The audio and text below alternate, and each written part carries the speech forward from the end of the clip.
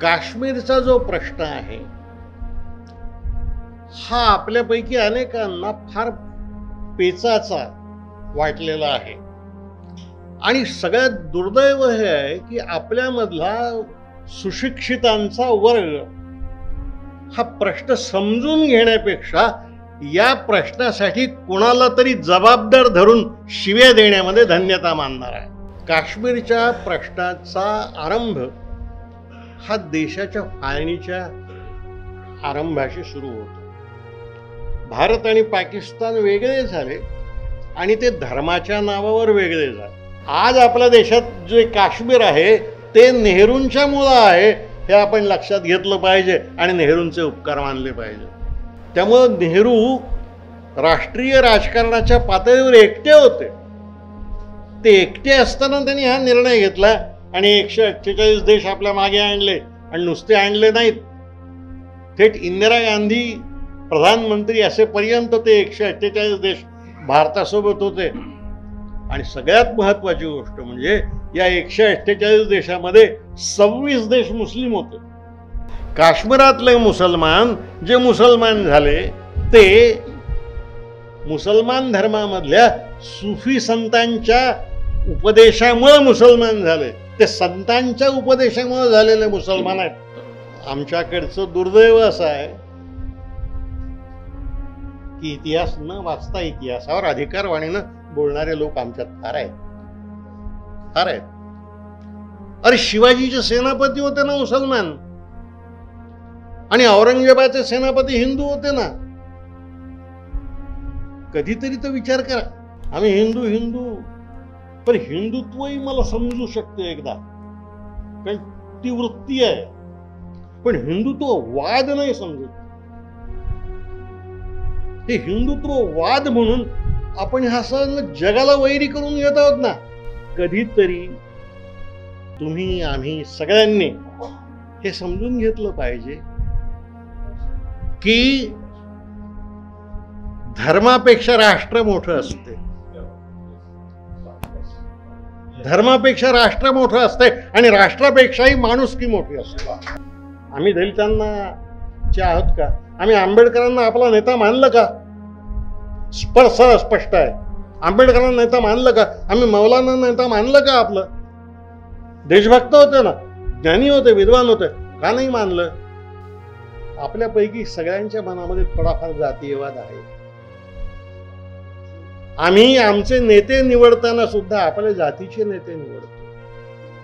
पक्ष निवडताना सुद्धा आमच्या जातीचा जवळचा पक्ष कोणता तो निवडतो.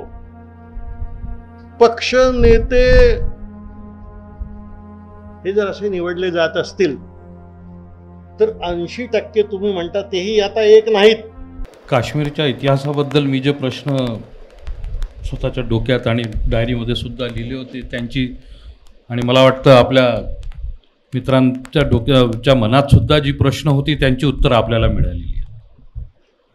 आजचा जो टॉपिक आपण घेतलेला आहे भारताचा काश्मीर आणि मुस्लिम प्रश्न, तर काश्मीरच्या इतिहासात जेव्हा डोकावतो तर एक प्रश्न अजून राहतो की एक नॅरेटिव्ह सध्या 2014च्या जवळपास सुरू झालं होतं या देशात आणि खूप जोरात आहे अजूनही, की आज मुसलमान 14 ते 15% आहेत, परंतु काही वर्षात हे 80% पोहोचतील आणि या देशाचा ताबा घेतील. परंतु जेव्हा मी काश्मीर बघतो सर, 95% मुसलमान, हिंदू राजा आणि बंडाचा इतिहास दिसत नाही. तर असं का? आणि त्याचा आणि भारतीय मुसलमानांच्या प्रश्नावर हे जे हा नॅरेटिव्ह क्रिएट होतो हा खोटा ठरत नाही का? अलीकडे आपल्याकडे असं फार बोललं जात आहे की इतिहास नव्यानं लिहिला गेला पाहिजे, आणि नव्यानं लिहिला गेला पाहिजे असं म्हणणारे लोक कोण आहेत? ज्यांना खोटा लिहायचा आहे ते आहेत. कधीतरी तुम्ही सांगितलं हे समजून घ्या. तुमच्याच प्रश्नाकडे पहिल्यांदा वळतो. काश्मीरामध्ये एकेकाळी हिंदू राजांचंच राज्य होतं. कल्याणानं राजतरंगिणी नावाचा जो ग्रंथ लिहिलाय तो हिंदू राजांच्या पराक्रमावर लिहिलाय. आणि तुम्हाला माहीत, आपल्यापैकी अनेकांना माहीत असेल कदाचित, या राजतरंगिणीचा संस्कृतात ग्रंथ आहे, याचा इंग्रजी अनुवाद विजयालक्ष्मी पंडितांच्या यजमानांनी केलाय, रणजित पंडितांनी केलाय. आणि तोही तुरुंगात असताना केलाय. रणजित पंडित नेहरूंचे फार जवळचे मित्र होते आणि विजयालक्ष्मींचे ते यजमानच होते. तो पहिले राजे हिंदू. त्यानंतर काश्मीरामध्ये बौद्धांचा प्रवेश झाला आणि संबंध काश्मीर बुद्ध झालं. आणि बुद्धाच्या मूर्ती काश्मीरातच नाही तर थेट अफगाणिस्तानपर्यंत गेल्या.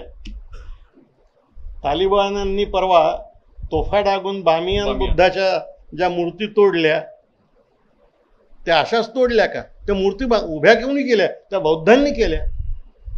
म्हणजे हिंदू राजांच्या नंतर बौद्ध राजांचा इतिहास येतो, त्यानंतर मोगलांचा इतिहास येतो.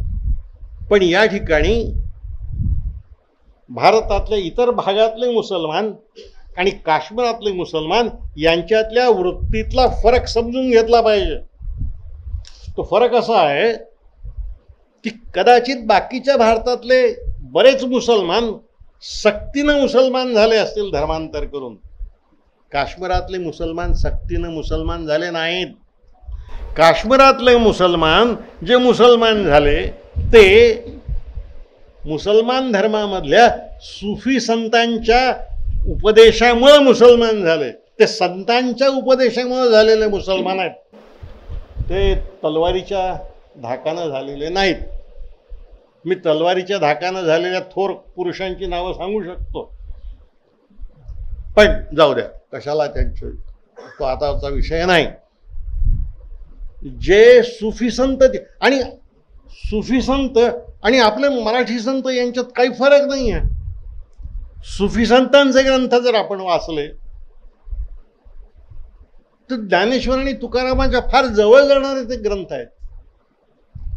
संतांच्या शिकवणीचा परिणाम होऊन काश्मीर मुसलमान बनलं. आणि त्यामुळं तुम्ही म्हणता तसं राजाच्या विरुद्ध बंड करणे, तलवार हाती घेणे वगैरे वगैरे असं काही केलं नाही. आता सुद्धा त्या टोळीवाल्यांनी पहलगाममध्ये जी माणसं मारली तेव्हा इथून गेलेल्या प्रवाशांना सहाय्य, आसरा, आश्रय कोणी दिला? मुसलमानांनी दिला. आपल्या घरी ठेवलं, घरी येऊ घातलं, मशिदी उघडून दिल्या, आणखी काय पाहिजे? मित्र हो, हे संघर्ष आणि हे झगडे जनतेचे नाहीत, सत्ताधाऱ्यांचे आहेत. सत्ताधाऱ्यांचे आहेत. त्यामुळं या प्रश्नांकडे पाहत असताना आता सुद्धा भारतातल्या जनतेला, तुम्हाला आणि मला, पाकिस्तानच्या जनतेची काय गरज आहे? काही कर्तव्य नाही. पाकिस्तानातल्या जनतेला विचारा ना, हिंदुस्थानशी तुमचं काही वैर आहे का? नाही. त्यांचा तो नवाज शरीफ एकदा तर असं म्हणाला की तुमचा सचिन तेंडुलकर आमच्याकडे अध्यक्षपदाला उभा राहिला तर तो निवडून येईल म्हणून. हो, हे सचिन तेंडुलकर बद्दल म्हटलं.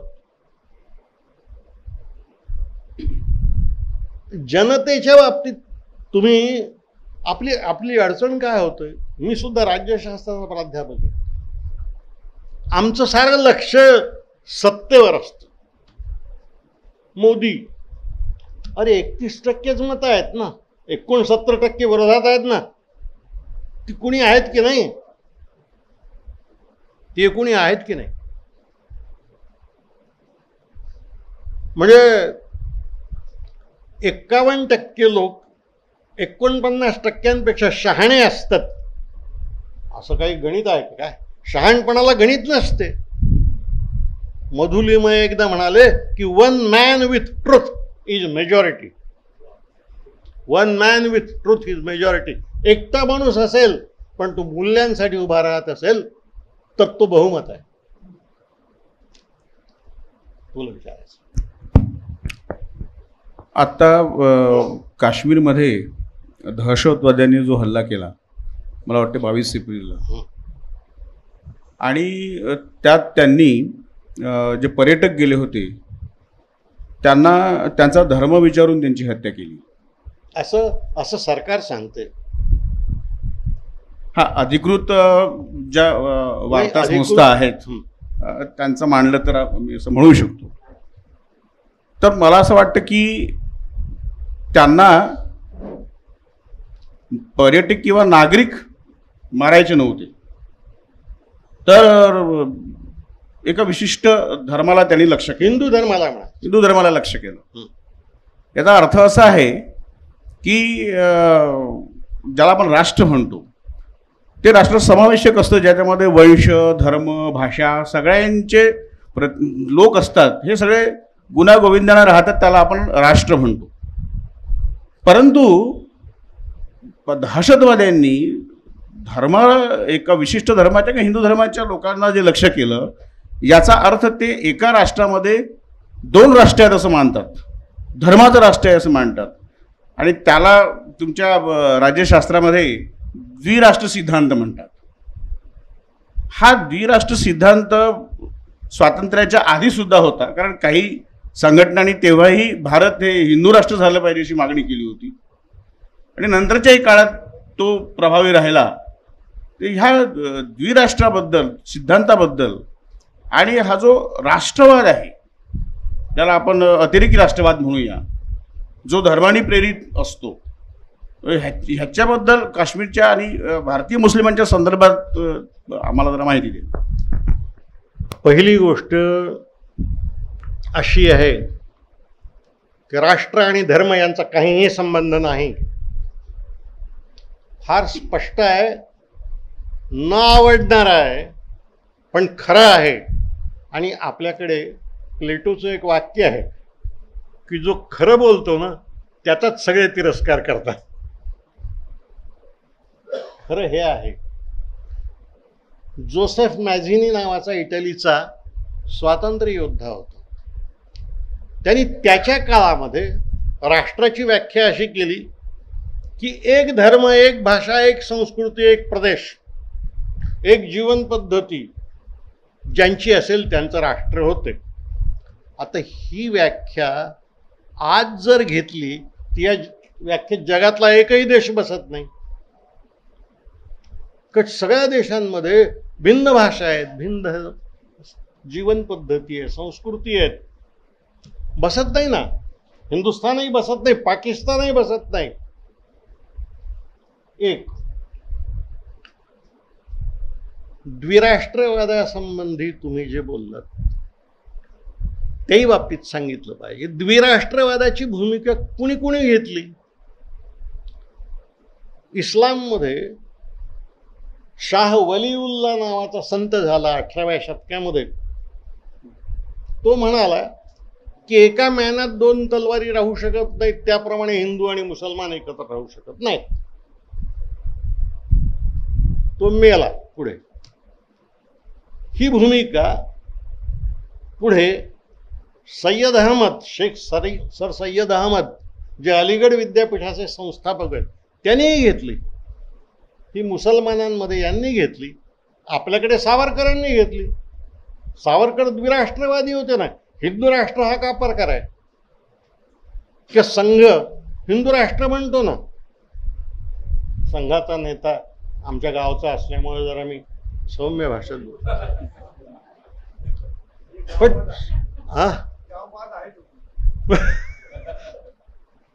त्याला काय करायचं आहे ना तिथलं. तर मुद्दा असा आहे की द्विराष्ट्रवादाची भूमिका घेणारे मुसलमानांमध्येही होते, हिंदूंमध्येही होते. पण हे लोक कोण, किती होते? हे कडवे होते. त्या धर्मातले कडवे होते. सारे समाज असे नव्हते. ज्या धर्मामध्ये सलीउल्ला जन्माला आला किंवा सर सय्यद अहमद जन्माला आले, त्या समाजामध्ये मौलाना आझादही जन्माला आले ना. मौलाना आझाद तर अखेरपर्यंत अखंड भारत म्हणत होते. त्यांचा फाळणीला शेवटपर्यंत विरोध होता. त्यासाठी त्यांनी नेहरूंवरही टीका केली, पटेलांवरही टीका केली. त्यांचं इंडिया विन्स फ्रीडम हे आत्मचरित्र वाचा ना. केवळ मौलाना आझाद नाही, खान अब्दुल गफार खान काय होतं? खान अब्दुल गफार खान तर पख्तुनिस्तान सुद्धा भारतामध्ये विलीन करावं या मताचे होतं. आणि ते विलीन होणार नसेल तर आम्हाला पाकिस्तानातही राहायचं नाही, आमचं स्वतंत्र राष्ट्र पाहिजे, अशी भूमिका घेणारे होते. किती वर्ष हा माणूस तुरुंगात राहिला या देशभक्तीसाठी, कारण गांधींना आपलं गुरु मानत होते. गांधीच्या मार्गापासून दूर जायचं नाही. 27 वर्ष तुरुंगात राहिला, 27 वर्ष. 10 वर्ष इंग्रजांच्या तुरुंगात भारतात आणि 17 वर्ष पाकिस्तानच्या तुरुंगात तिकडे. 27 वर्ष राहिला, पण तरी सुद्धा आपल्या मूल्यांपासून दूर गेला नाही. तो द्विराष्ट्रवादी नव्हता, तो एक राष्ट्रवादीही नव्हता, तो माणुसकीवादी होता, माणुसकीचा विचारवंत होता. हे माणुसकी जपणारे जे लोक आहेत यांच्याकडे आमचं लक्ष जात नाही. आमचं लक्ष सर सय्यद अहमदकडे जाते, मौलानांकडे जात नाही, किडवाईंकडे जात नाही, रफी अहमद किडवाईंकडे जात नाही. आमचं लक्ष संघाकडे जाते आणि सावरकरांकडे जाते. गांधींकडे का जात नाही? जवाहरलाल नेहरूंकडे का जात नाही? पटेलांकडे का जात नाही? ते तर नव्हते ना द्विराष्ट्रवादी. त्यांना हिंदू मुसलमानांचा फरकही झाला नव्हता. इथं एक गोष्ट मला सांगितली पाहिजे, आणि ती यासाठी सांगितली पाहिजे की एक भ्रम पसरवला जातोय अलीकडे. आपने जो बोला वो सही है. फार भ्रम पसरले जात आहेत. तो असा पसरला जातोय की सरदार पटेल हिंदुत्ववादी होते आणि नेहरू मात्र नेहरू. असं नव्हतं, असं नव्हतं, असं नव्हतं. फरक होता भूमिकांमध्ये. नेहरू धर्मनिरपेक्षता किंवा माणुसकी हे मूल्य मानत होते. धर्मनिरपेक्षता नसेल तर लोकशाही असूच शकत नाही, ही नेहरूंची भूमिका होती. सरदारांची भूमिका व्यवहारी होती. ही भूमिका सरदारांनी BM बिर्ला या उद्योगपतीला लिहिलेल्या पत्रात आलेली आहे. हा बिर्ला कलकत्त्याचा. त्यांनी नेहरूंना एक असं पटेलांना प्रश्न पत्र लिहिलं की पाकिस्तान झालंय, मुसलमान वेगळे झालेत, आता उरलेल्या देशाला हिंदुस्तान म्हणायला काय हरकत आहे? सरदारांनी त्याला 6 पानांचं उत्तर दिलंय. आणि काय उत्तर आहे, सगळ्या भारतीयांनी वाचलं पाहिजे. उत्तर म्हणून, राजकारण म्हणून सोडून द्या, अरे भाषा म्हणून सुद्धा वाचलं पाहिजे. काय डौलदार इंग्रजी आहे तो सरदारांचं. भैया एक दिवस माउंट बॅटन असं म्हणाला की सरदारांशी इंग्रजीतून पत्रव्यवहार करताना मला माझ्या इंग्रजीचा संकोच वाटतो. सरदारांनी असं लिहिलंय त्याला बिर्लांना की आपण हिंदुस्तान म्हणू शकत नाही. याचं कारण असं आहे की आपण जर हा देश हिंदूंचा आहे म्हटलं तर काश्मीर आपण हक्क कसा सांगू, पंजाबवर कसा सांगू, या देशामधल्या 20% अल्पसंख्याकांना आपले कसं म्हणू. आणि अगदी आता तुम्ही हिंदुत्ववादच म्हणताय म्हणून म्हणतो, आम्ही हिंदू तरी कुठे एक आहोत? आहोत का एक? नाही ना. आम्ही सुद्धा चांगलेच जातीत वाटले गेलेलो आहोत. आणि हिंदू मुसलमानांमध्ये नसेल एवढं वैर आमच्यात आहे. तुम्ही शिया सुनी म्हणून भांडले, पण आम्ही सवर्ण आणि अवर्ण म्हणून भांडलो. तुम्ही तिकडे गरिबांवर अन्याय केला, आम्ही इकडे दलितांवर अन्याय केला. त्यामुळं अन्याय करण्याच्या बाबतीमध्ये हा राष्ट्रवाद वगैरे काही येत नाही, हे आपण लक्षात घ्या. आणि द्विराष्ट्रवादाची भूमिका ही या देशात कधी मान्य झाली? 1921 मध्ये पहिली निवडणूक गांधीजींच्या नेतृत्वामध्ये झाली केंद्रीय कायदे मंडळाची. हिंदू महासभेचा एकही माणूस निवडून नाही आला ना, एकही माणूस निवडून नाही आला. 47 पर्यंत त्यांची माणसं कधी ग्रामपंचायतीत आली नाहीत. पुढे जाऊन सांगतो 1967च्या निवडणुकीपर्यंत हिंदुत्ववादी पक्षांना या देशात 6% सुद्धा मतं मिळाली नाहीत. 6% सुद्धा नाहीत. मग 94% हिंदुस्थान कोणाच्या बाजूने होता? आणि ते 94% काय फक्त मुसलमान होते का? हे बघा, मी मगाशी वाक्य एक उच्चारलं की राष्ट्र आणि धर्म या दोन वेगळ्या गोष्टी आहेत. तसं राजकारण आणि धर्मकारण याही दोन गोष्टी वेगळ्या आहेत. समाजकारण आणि जातीकारण याही गोष्टी वेगळ्या आहेत. त्यातला प्रत्येकाचा विचार करताना त्याचा वेगळा स्वच्छ अर्थ समजून घेतला पाहिजे. आणि तो अर्थ या देशाच्या इतिहासामध्ये अनेकांनी समजून घेतला आहे. आमच्याकडचं दुर्दैव असं आहे की इतिहास न वाचता इतिहासावर अधिकारवाणीनं बोलणारे लोक आमच्यात फार आहेत, फार आहेत. अरे शिवाजीचे सेनापती होते ना मुसलमान, आणि औरंगजेबाचे सेनापती हिंदू होते ना. कधीतरी तो विचार करा. आता सरांनी इतिहासाला टच केलेलंच आहे, तर संवैधानिक इतिहास सुद्धा बघावा लागेल. तर प्रश्नाच्या आधी मी एक थोडासा इतिहास सांगतो सर, की आता आपण जग जिंकल्याचा आव आणलेला आहे 2019 मध्ये, जेव्हा आर्टिकल 370 आपण कॉन्स्टिट्यूशनमधनं बाजूला केलं. तर एकदा राजा हरिसिंहाने सही केल्यानंतर संविधान सभेत 370 आलं. त्यावेळेस संविधान सभेत हिंदू महासभेचे नेते श्यामाप्रसाद मुखर्जी हे काँग्रेसचे नॉमिनी म्हणून होते, हिंदू महासभेचे नाही. त्यांच्या नावासमोर नेहमी लिहून यायचं काँग्रेस नॉमिनी, ते सुद्धा होते. जेव्हा आर्टिकल 370 मतदानासाठी आणि चर्चेसाठी आलं की एक विशेष दर्जा त्याच्यात होता, तर त्यावेळेस फक्त एका मेंबरने ऑब्जेक्शन घेतलं, बाकी कोणीही ऑब्जेक्शन घेतलं नाही. का हा विशेष दर्जा का? श्यामाप्रसाद मुखर्जींचा उल्लेख मी विशेषतः याच्यासाठी केलं की ते होते त्यावेळेस संविधान सभेत, आणि ते मेंबर एकटे मेंबर होते मौलाना हसरत मोहानी. यस, त्यांनी तो ऑब्जेक्शन घेतला की जेव्हा सगळे एकत्र आलेलो आहोत, सगळे एक झालेलो आहोत, तर हा विशेष दर्जा का? ते भारतीय मुसलमान होते, त्यांनी तो ऑब्जेक्शन घेतला. मग 1952 मध्ये नेहरू आणि शेख अब्दुल्ला करार झाला. 1954 मध्ये तो जो एक विशेष घटनापीठ किंवा घटना समिती काश्मीरची निर्माण झाली होती, ती त्या करारामुळे संपवण्यात आली, आणि घटना निर्माण करण्याचा अधिकार तो संपला काश्मीरचा. हा त्याच्यानंतर सुप्रीम कोर्टाच्या 3 कॉन्स्टिट्युशनल बेंचच्या जजमेंट बदला पार्ट सांगतो. सर, कधी मी बघितलं नाही की आर्टिकल 370च्या फेवरमध्ये संपूर्ण भारतात कुठल्या तरी मुसलमान संघटनेने कधी आंदोलन केले.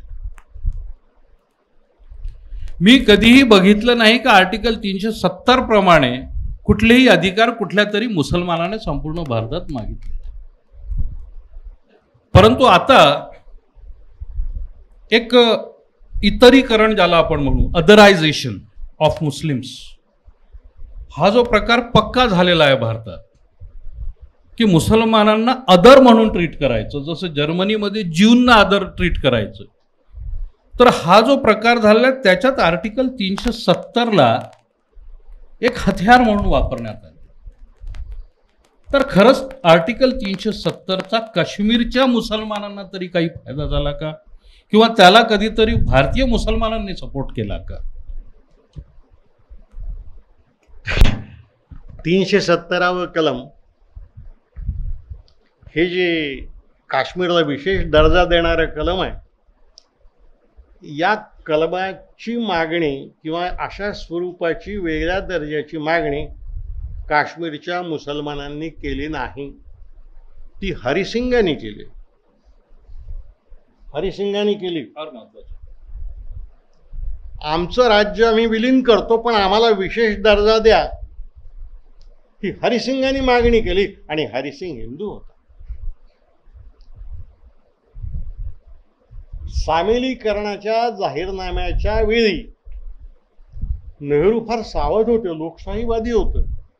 त्यांनी हरिसिंगाची सही घेतली, पण ते म्हणाले की इथं मुसलमान जास्त असल्यामुळं हा राजा त्यांचा प्रतिनिधी नाही, म्हणून जनतेच्या प्रतिनिधीची ही सही पाहिजे त्यावर. म्हणून शेख अब्दुल्लांची सही घेतली. तेव्हा ते शेरे काश्मीर म्हटले जायचे, फार लोकप्रिय नेते होते. ते पुढे मुख्यमंत्री झाले, त्यांचा मुलगाही मुख्यमंत्री झाला, नातूही मुख्यमंत्री आहे.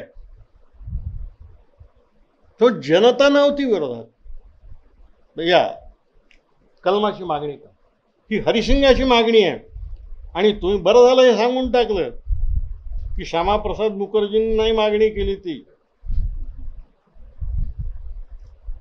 तर मोहानींनी मागणी केली. मोहानींनी विरोध केला. याचा अर्थ काय होतो? याचा अर्थ असा होतो की वेगळेपणाची भाषा बोलणारे किंवा वेगळेपणाचा आग्रह दुराग्रह धरणारे लोक हे नेहमी अल्पसंख्य राहिलेले आहेत. हे नेहमी अल्पसंख्य राहिलेले आहेत. आपली अडचण अशी आहे की आम्ही अल्पसंख्याकांकडेच अधिक लक्ष देतो, त्यांना टार्गेट करतो, कारण ते फार सोपं असतं.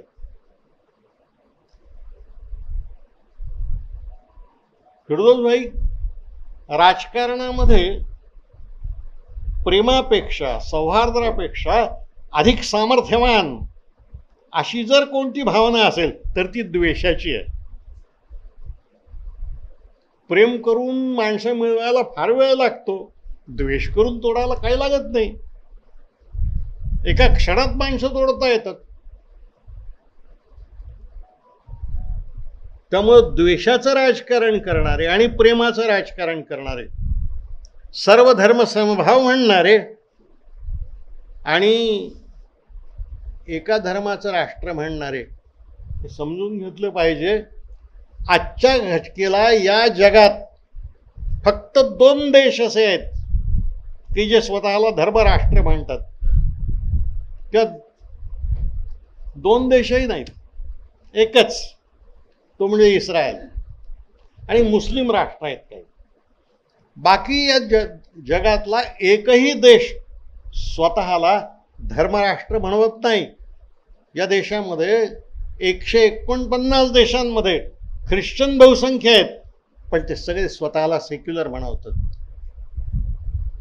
49 मुस्लिम देश आहेत, त्यातले निम्मे स्वतःला सेक्युलर म्हणवतात. हिंदू बहुसंख्य असलेला हिंदुस्थान आणि नेपाळ हेही स्वतःला सेक्युलर म्हणवतात.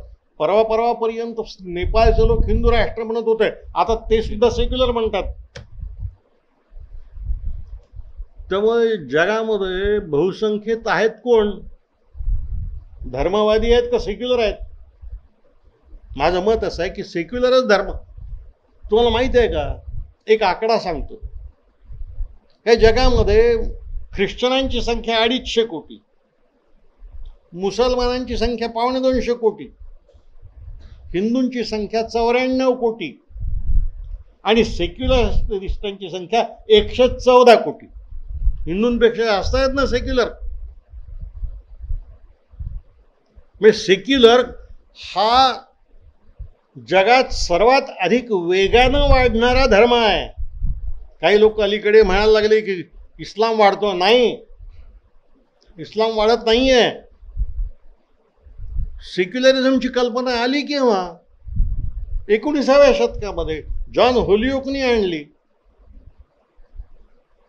तो काय म्हणाला की ज्या मूल्यांच्या आधारावर मानवी जीवनाचं सर्वोच्च कल्याण होतंय त्या मूल्यांचा धर्म म्हणजे सेक्युलरिझम,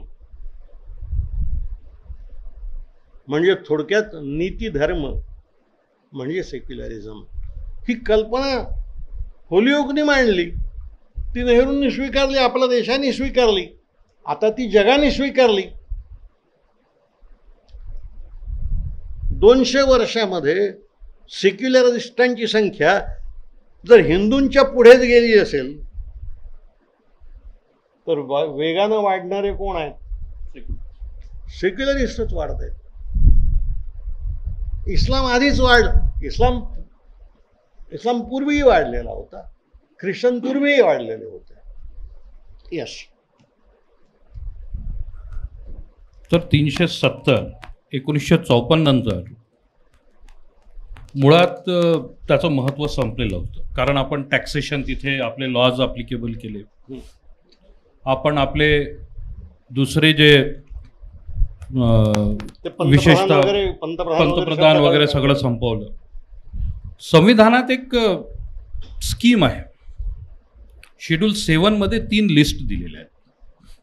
त्या लिस्टप्रमाणे सेंट्रल गव्हर्नमेंट म्हणजे युनियन गव्हर्नमेंट कुठल्या विषयांवर कायदे करू शकणार, राज्य सरकार कुठल्या विषयांवर कायदे करणार आणि दोन्ही कोणत्या विषयांवर कायदे करणार ते आहे. तर जे इतर राज्यांना अधिकार होते फक्त तेवढेच अधिकार काश्मीरला राहिले, परंतु आपण नेहमी म्हणत गेलो की त्यांना विशेष अधिकार आहेत आणि काश्मीर हा आमचा अविभाज्य अंग आहे हे आपण एक म्हणत गेलो आणि या 370 हटवल्यानंतर काश्मीर आपल्यात पूर्णपणे मिळालेला आहे आणि आता तो वेगळा होऊ शकत नाही. हा आपलं तर घेतलं सर, परंतु काश्मीरी आमच्या आहेत हे आपण कधीच बोललो नाही. आज पहलगाममध्ये हल्ला झाला, त्यामध्ये काश्मीरींनी तिथे लोकांना किती मदत केली आणि आपले जे भांडवलदार एअरलाईन्स आहेत त्यांनी त्यावेळेस तिकिटांचे किती पैसे घेतले हे सर्वश्रुत आहे. परंतु त्या कुठल्या भांडवलदार हिंदू आहेत बिचारे. तर कुठल्याही विमानावर कोणी दगड फेकलेलं मी ऐकलेलं नाही आहे, परंतु जे काश्मीरी विद्यार्थी संपूर्ण भारतात शिक्षण घेतात आपल्या कामठीमध्ये टार्गेट करण्यात आलं आणि त्याबद्दल कुठलाही मेन स्ट्रीम नेता आजचा बोलायला तयार नाही. त्याच ज्या प्रश्नाशी भारतीय मुसलमानांचा संबंध आहे सर, 1-2 मिनिटं अधिक घेतो मी. पाकिस्तानी जनता आणि पाकिस्तानी शासनकर्ते, पाकिस्तानी पॉलिसी मेकर्स यांना जगात सगळ्यात जास्त जर कुणाचं राग येत असेल तो भारतीय मुसलमान. त्याचं कारण आहे, कारण हा मुसलमान जो भारतात राहिला त्याला धार्मिक देशावर त्यांच्या त्या पॉलिसीवर त्या प्रिन्सिपलवर विश्वास नव्हता. त्यांनी तो नाकारला, तो नाकारून तो इथे राहिला. म्हणजे मी नेहमी सांगतो की सगळ्यात मोठा या देशातला देशभक्त हा मुसलमान आहे, कारण त्याच्याकडे ऑप्शन होतं कुठे जायचं. ज्यांच्याकडे ऑप्शन नव्हतं त्यांची मुलं आज ऑप्शन घेऊन कॅनडा आणि अमेरिका भरून टाकत आहे. ते देशभक्तीच्या जास्त गोष्टी आणि तिथे जाऊन ते देशभक्तीच्या जास्त गोष्टी करतात आणि ज्यांना अपॉर्च्युनिटी होती ते गेले नाही, तिथे राहिले, त्यांच्या राष्ट्रप्रेमावर प्रश्नचिन्ह निर्माण करतात, त्यांना दिलेल्या अधिकारांवर प्रश्नचिन्ह निर्माण करतात आणि त्यांना बिचाऱ्यांना हे व्हॉट्सअप युनिव्हर्सिटीचे ग्रॅज्युएट्स आहेत त्यांना हे माहीतच नाही की संविधानात जे अधिकार आले मायनॉरिटीजच्या त्या कमिटीचे अध्यक्ष खुद सरदार वल्लभभाई पटेल होते. त्यांनी जो रिपोर्ट दिला, त्यांनी जे राईट्स द्यायचं म्हटलं ते राईट्स आलेले आहेत.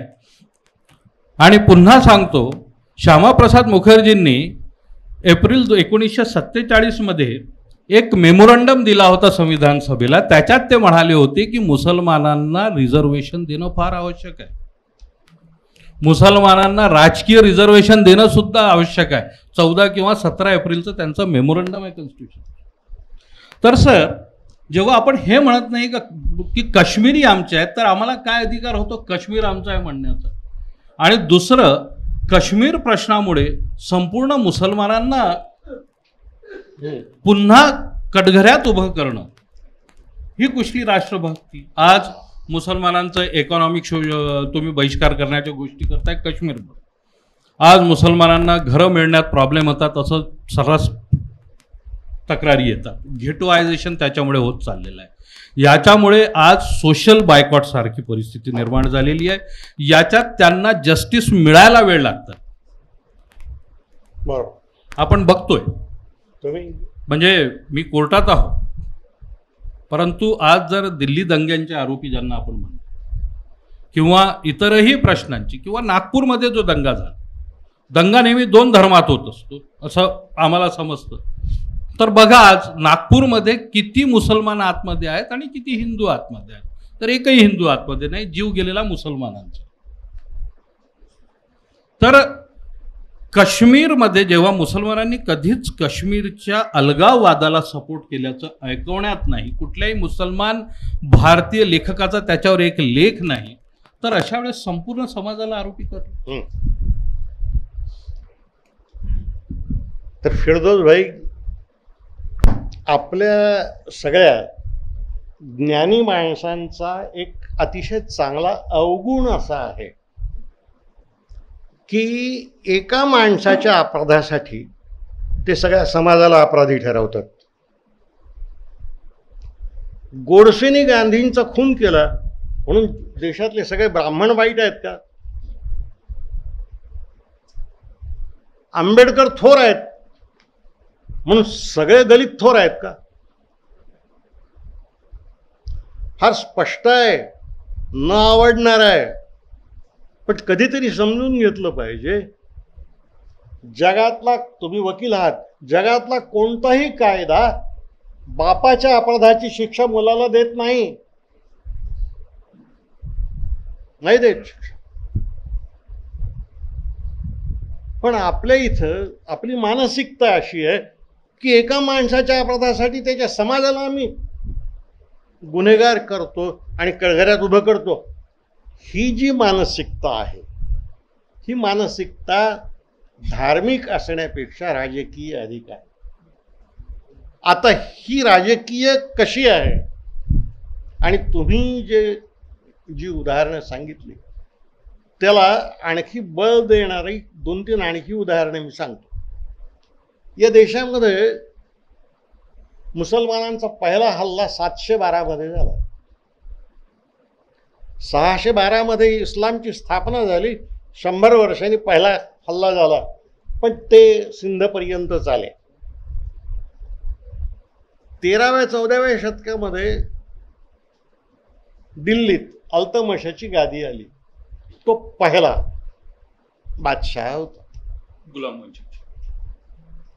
गुलाम वंचित, आणि तो पुन्हा गुलाम होता. तो कुतुबशहाचा गुलाम होता. तो हिंदुस्थानच्या गादीवर बसला दिल्लीच्या.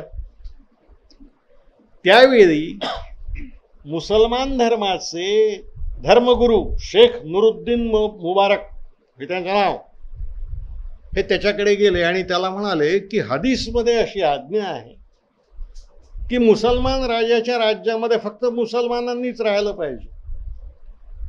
ते होत नसतील मुसलमान तर त्यांना मारून टाकलं पाहिजे. आता तू राजा झाला आहेस, गादी आहे तुझी, त्यामुळे तू हदीसची ती आज्ञा पाळली पाहिजे. आता या ठिकाणी नेहरू दिसतो तुम्हाला. अल्तमश त्याला म्हणाला की या देशात मला जर राज्य करायचं असेल तर या देशातले हिंदू माझ्यासोबत पाहिजे. त्यांच्यावर धार्मिक सक्ती करून मला चालणार नाही. आणि त्यांनी त्या शेख नुरुद्दीन मुबारकाला हाकललं. त्यानंतरचं मोठं उदाहरण त्याच्यापेक्षा अकबराचं आहे. अकबर हा तर साऱ्या हिंदुस्थानचा नेता होता, राज्यकर्ता होता. त्याच्याही वेळी त्याचा धर्मगुरू जमालुद्दीन हा त्याच्याकडे गेला आणि त्याला म्हणाला, आता तर काय, आता तुला अडवणारच कोणी नाही, साऱ्या हा देश मुसलमान झाला पाहिजे, त्याची कत्तल झाली पाहिजे मुस्लिम न होणाऱ्यांशी. तेव्हा अकबर त्याला म्हणाला की माझं जे राज्य चाललंय ते इथल्या हिंदू सरदारांच्या सहाय्यानं चाललेलं आहे आणि हिंदू जनतेच्या प्रेमामुळे चाललेलं आहे. त्या हिंदूच्या यात्रेवरचे कर सुद्धा अकबराने तेव्हा मुसलमान धर्मगुरूंनी अकबराच्या विरुद्ध बंड केलं. अकबराच्या विरुद्ध बंड अनारकलीमुळे झालं नाही. ते बंड धर्मगुरूंनी केलं आणि त्याचा नेता जहांगीर होता. अकबराने ते बंड मोडलं आणि नुसतं बंड मोडलं नाही, 1000 धर्मगुरूंना दिल्लीच्या सडकेवर झाडांना टाकून फासावर दिलं.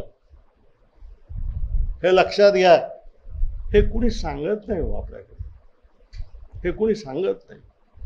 कशाचे आम्ही इतिहासकार आणि कशाचे आम्ही प्राध्यापक आणि पत्रकार, आम्हाला खरं सांगता येत नाही. अकबराने 1000 मुस्लिम धर्मगुरू झाडाला टाकून मारले आणि तेवढ्यावर थांबला नाही. अकबराने मुसलमान धर्माचाच त्याग केला. हे माहीत आहे ना. दीन इलाही धर्म स्थापन केला. दीन इलाही. मग एकदा एक असंच व्याख्यान मी दिलं होतं. मग एकाने मला विचारलं, मग ते अल्लाहू अकबर काय आहे? तर त्या अल्लाहू अकबर मधला अकबर हा नाही आहे. अल्लाहू अकबर मधला तो अल्लाह आहे. अल्लाहू अकबर म्हणजे ज्याला कबर नाही तो अमर. अल्लाहू अकबर म्हणजे अल्लाह अमर आहे. हा अकबर नाही. जगभरच्या मुसलमानांनी सर्वात अधिक द्वेष जर कोणत्या एका माणसाचा केला असेल तर तो अकबराचा केला आहे. हे आपण लक्षात घ्या. बुद्धिमान होते.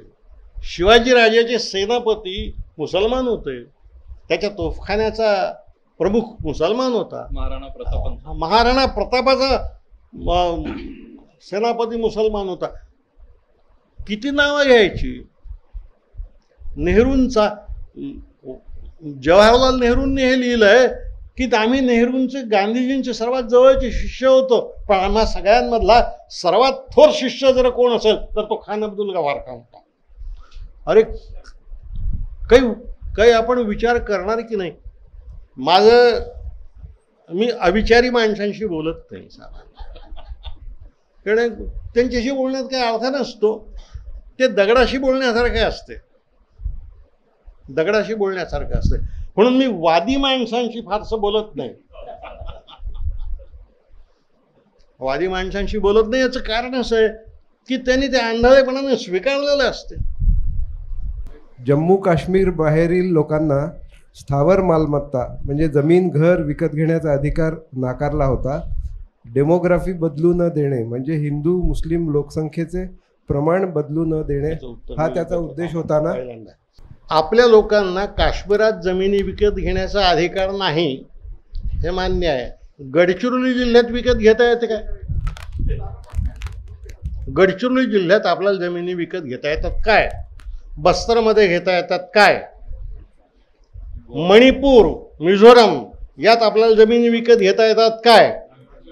हिमाचल त्यात जमिनी विकत घेता येतात काय?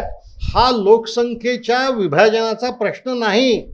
त्या भागातल्या दरिद्री माणसांना जुलमापासून संरक्षण देण्याच्या व्यवस्थेचा भाग आहे.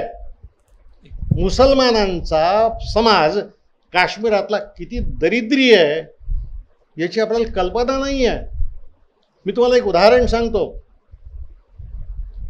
हे दरवर्षी आपल्या अंगावर मोठाले गठ्ठे घेऊन काश्मीरी कपड्याचे लोक येत पहा. बिचारे तरुण मुलं असतात, देखणी मुलं असतात, प्रचंड न पेलणारी वजनं तेवढी घेऊन येतात आणि आपण त्यांना फारसं चांगलं वागवत नाही. काही लोक घेतात. एकदम माझ्याकडे माझ्या एका मैत्रिणीने असा एक माणूस पाठवला. मी त्याच्याकडून ते कापड घेतलं तर 7,000 रुपये त्याचं झाली बिल किंमत. तेव्हा मी पाहिलं माझ्या घरी 4,000 रुपये होते. तर मी त्याला म्हणालो की तू थांब, मी खाली जाऊन माझ्या एका मित्राचं दुकान आहे त्याच्याकडून 3,000 रुपये आणतो तुला देतो.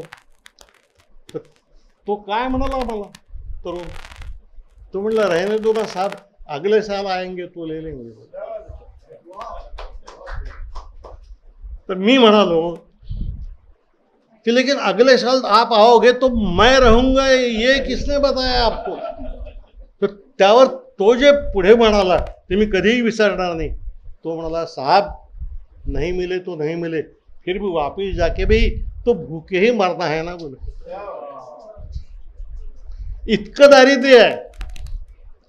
या दरिद्री माणसाला संरक्षक, तिथे एकही उद्योग नाही, एकही कारखाना नाही. बरं, काँग्रेसच्या राज्यात नव्हता, 2014 नंतर तर उभा करता आला असता ना.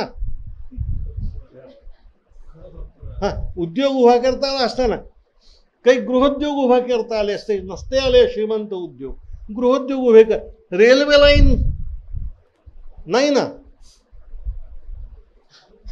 एक विमानतळ, पर्यटनावर धंदा जगतात ते. आता या प्रकरणामुळे तर पर्यटनही गेलं. कोण जाणार तिथं जीवाच्या भीतीनं? आणि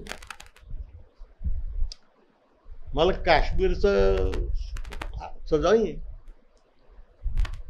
या जगामध्ये हिंदू बहुसंख्य असलेले देश एकच आहे, बाकीचे नाही ना. आम्ही हिंदू हिंदू, पण हिंदुत्वही मला समजू शकते एकदा, कारण ती वृत्ती आहे. पण हिंदुत्ववाद नाही समजत.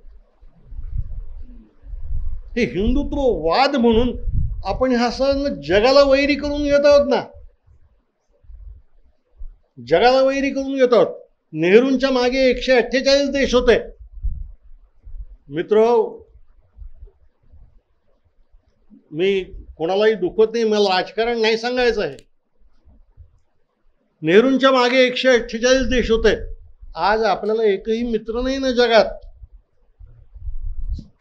अमेरिकेने सांगितलं की आम्हाला या युद्धात लक्षच द्यायचं नाही म्हणून. रशिया एकेकाळी पाकिस्तानच्या विरोधामध्ये आपल्या बाजूने राहत होता, पण रशिया बोलत नाही. चीन शत्रू आहे, पाकिस्तान शत्रू, अफगाणिस्तान दूर गेलेला, नेपाळ आपला शत्रू, बांगलादेश विरोधात गेलेला. परवा बांगलादेशचे अध्यक्ष चीनला जाऊन आले आणि बांगलादेशच्या मंत्र्यांनी सांगितलं की आमच्या देशातल्या हिंदूंना आम्ही हाकलून लावू. बांगलादेश विरोधात, सिलोन आपल्या विरोधात, मॉरिशस आपल्या विरोधात, 49 मुस्लिम देश आपल्या विरोधात. कोण आहे मित्र? जेव्हा दुबळे होतो तेव्हा मित्र होते, आता सामर्थ्यवान आहोत, विश्वगुरू आहोत, पण शिष्य नाही ना. त्याचं काय? विश्वगुरूला शिष्य नाही ना. तर कधीतरी मी काय म्हणतो, माझं म्हणणं असं आहे की बाबा, खऱ्याला खरं म्हटलं पाहिजे, जे खोटं आहे त्याला खोटंच म्हटलं पाहिजे. एक आणखी भयानक गोष्ट सांगू का तुम्हाला? वकील साहब, आपको भी ध्यान में रखनी है वो.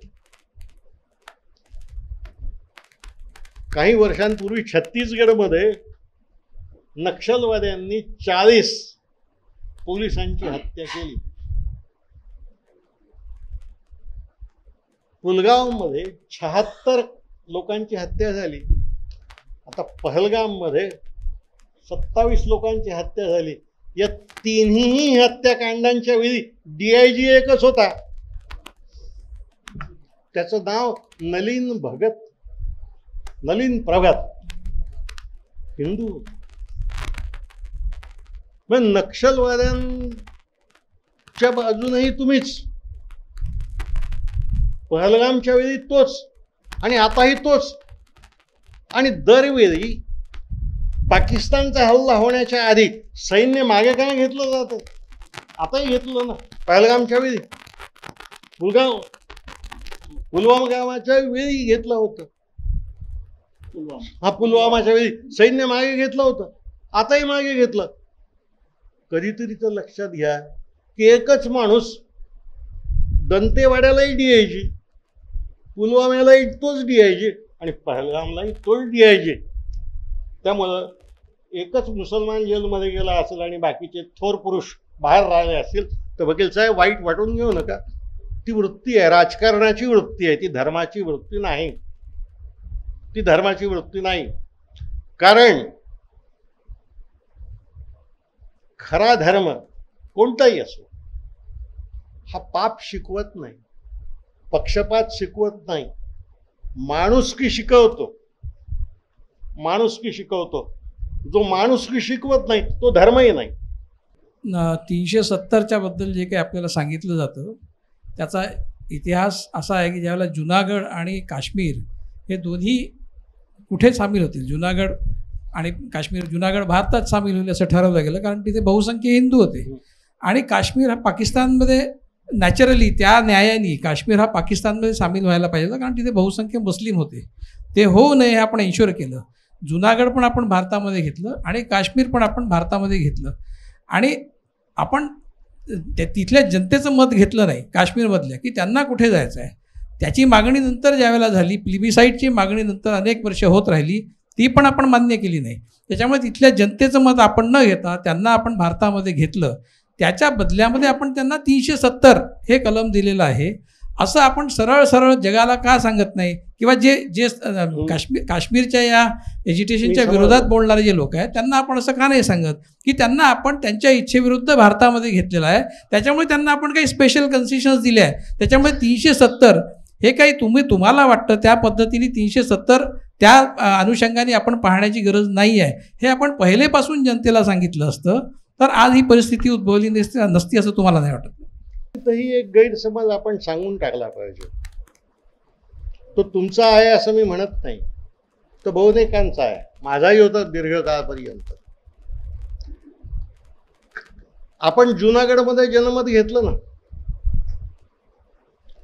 काश्मीरमध्येही आम्ही जनमत घेऊ असं नेहरूंनी युनोमध्ये जाहीर केलं. पण त्यावेळी ते असं म्हणाले की आम्ही जनमत घेत असताना 1947च्या पूर्वीची जी स्थिती होती ती कायम केली पाहिजे. म्हणजे आमचं सैन्य तिथं नाही आहे, पण पाकिस्तानने 1/3 भाग ताब्यात घेतलाय, तो त्यांनी सोडावा, आपलं सैन्य मागे न्यावं आणि काश्मीर पूर्ववत करावं. आणि त्या पूर्ववत झालेल्या काश्मीरामध्ये थर्ड पार्टीच्या नेतृत्वामध्ये बहुमत घेतलं जावं. नेहरूंना हे कळत होतं की पाकिस्तान मागे जात नाही म्हणून. नेहरू राजकारणी होते ना, असं काय करता. ते जे 370व्या कलमाला लोकमत घेण्याच्या मुद्द्याची तुम्ही जोड देत आहात, तो लोकमताचा मुद्दा असा वेगळा आहे. 370व्या कलमाचा मुद्दा वेगळा आहे, त्याचा वेगळा विचार करावा लागतो. या विषयावर आपल्याला आपलं मत बाळगता येण्याचा अधिकार आहे. माझं मत तुम्हाला पटावं असं नाही आहे, मी काही विश्वगुरू नाही. आणि विवेक भैया, माझं मत सगळ्यांना पटावं असाही माझा आग्रह नाही. आपल्याला गांधीजी म्हणाले की या जगात जितकी माणसं आहेत तितके धर्म आहेत, प्रत्येकाने आपल्या मताप्रमाणे विवेकाप्रमाणे विचार करावा. जावेद भाई. सर, एक प्रयत्न असा केला जातो की संपूर्ण भारतातील मुसलमान हे होमोजिनियस आहेत, एकजिन्सी आहेत, असं दाखवण्याचा प्रयत्न स्वातंत्र्याच्या पूर्वी झाला आणि स्वातंत्र्याच्या नंतर 2025पर्यंत सतत दाखवण्यात येतो. काश्मीरी मुसलमान, त्याच्या व्यतिरिक्त प्रत्येक राज्यातील मुसलमानांचे प्रश्न वेगवेगळे आहेत. त्यांची मुसलमान म्हणून ओळख जरी असली तरी ते त्या त्या राज्यातील सांस्कृतिक बंधनाशी घट्ट जोडलेले आहेत. आणि भारतीय मुसलमानांपैकी 98% मुसलमान हे हिंदूमधून धर्मांतरित आहेत. ते कुणबी, माडी, तेली, महारमांग, चांभाराच्या ब्राह्मणही आहेत, अंतुले आहेत ना, अंतुले सगळे आहेत. तरीही एक प्रश्न आमच्यासमोर असा राहतो की जसं भारताचा काश्मीर आणि मुस्लिम प्रश्न, कुठलाही एक प्रश्न घ्यायचा आणि त्याच्यामध्ये संपूर्ण मुसलमानाला गुंफवायचं, या खेळीला आपल्याला कसं तोडता येईल? कारण आम्ही जे मुसलमान आहोत भारतातले, त्यांचा सत्ताधारी वर्गाशी काहीही संबंध तेव्हाही नव्हता 700 वर्षामध्ये, आणि त्यानंतरही सत्ताधारी वर्गाशी 95% मुसलमानांचा कवडीचाही संबंध नाही. तरी भारतातील कष्टकरी मुसलमान राजकारणाचे बळी का बरं ठरतात? चांगला प्रश्न आहे हा. जावेद भाई, या देशातल्या 90% जनतेचाही सरकारशी संबंध नाही. ते फक्त मुसलमानच नाहीत. आमचा काय संबंध आहे? आमचा काय संबंध? मी ज्या वस्तीत राहतो, माझे मित्र इथं बसलेले आहेत, यांना विचारा, अर्धी इकडल्या बाजूची वस्ती दलित, इकडली मुसलमान. सरकारशी काही संबंध नाही. ती कचऱ्याची गाडी येते ना गाणं म्हणत त्याचं भजन, तेवढाच संबंध आमचा सरकार. उपाय काय करता येईल? हा, उपाय म्हटलं तर आहे आणि म्हटलं तर नाही. याचं कारण जावेद भाई, वास्तव हे आहे की माणसं बुद्धीनं विचार करत नाहीत, फारशी मनानं विचार करतात. जोपर्यंत मनानं विचार करतात ना, तोपर्यंत ते श्रद्धेच्या बाजूने असतात आणि श्रद्धा नेहमी धर्माच्या बाजूने असते. बुद्धीने विचार केला की ती विचारांच्या बाजूने असते आणि विचार हा नेहमी विवेकाच्या बाजूने असतो. न्याय, स्वातंत्र्य, समता, बंधुता ही जी मूल्य आहेत, ही मूल्य विवेकाची मूल्य आहेत. श्रद्धा, भक्ती, पूजा, आरती, कुंभमेळा, वारी, जत्रा या बुद्धीच्या गोष्टी नाहीत, या श्रद्धेच्या गोष्टी आहेत. आता अडचण अशी आहे आपली की श्रद्धा फार अधिक आवडते लोकांना. आवडते म्हणजे काय? आवडावीच लागते. ती घेऊनच ते जन्माला येतात. आपण धर्म किती लोकांनी धर्म निवडले आहेत आपल्यापैकी? मिळाले म्हणून मिळाले. मी तुम्हाला एक साधा प्रश्न सांगतो. तुम्ही कोणत्याही माणसाला विचारा की तू या धर्मात का आहे रे बाबा, तर तो हे सांगेल की मी या धर्मात यासाठी आहे की माझा बाप या धर्माचा होता. आणि आता पुढे जाऊन आणखी एक वाक्य सांगतो. कोणत्याही पक्षाच्या नेत्याला विचारा तू या पक्षात काय, तर तो सांगेल की माझा बाप या पक्षात होता. तेव्हा जेव्हा धर्माचं राजकारण होतं तेव्हा सगळ्या मुसलमानांना एकत्र गठ्ठा करणं आणि त्यांच्या विरुद्ध हिंदूंना उभं करणं आणि तशी मानसिकता निर्माण ही करता येते. ती ज्यूच्या विरुद्ध हिटलरनी केली होती.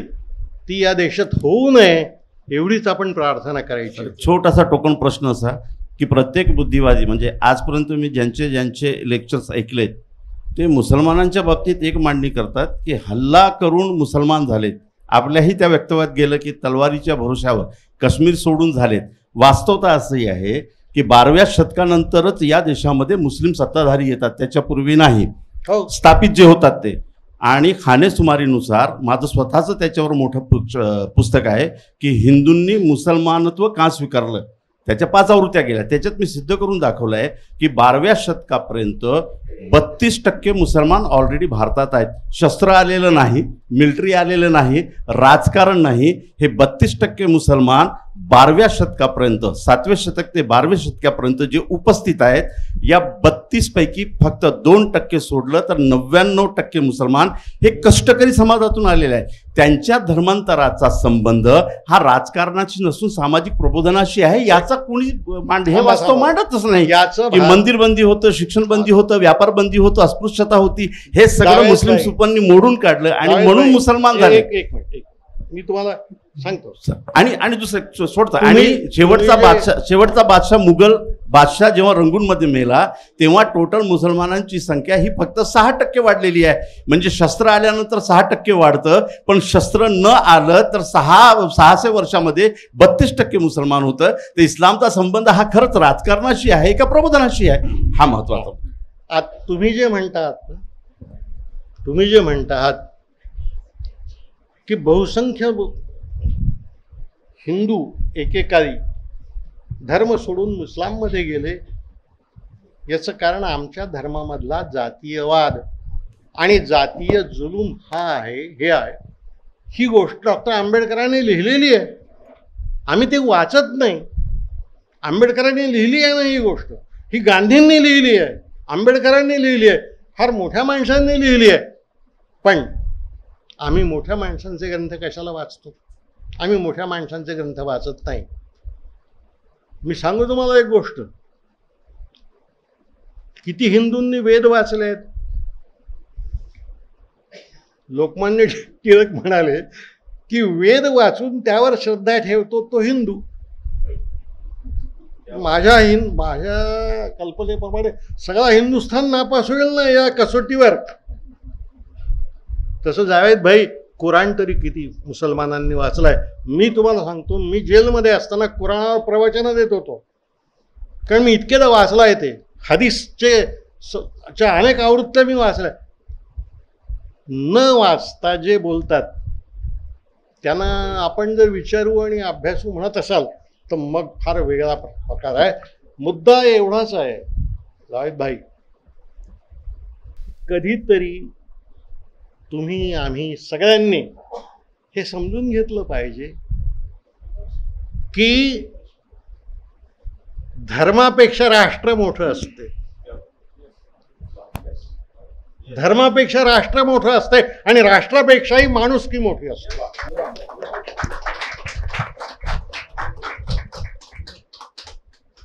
मी काय म्हणतो, आज आपण ज्या मार्गावर आहोत त्या मार्गाची दिशा ती असली पाहिजे, त्या दिशेनं जाता आलं पाहिजे. आणि महत्वाचं सांगतो,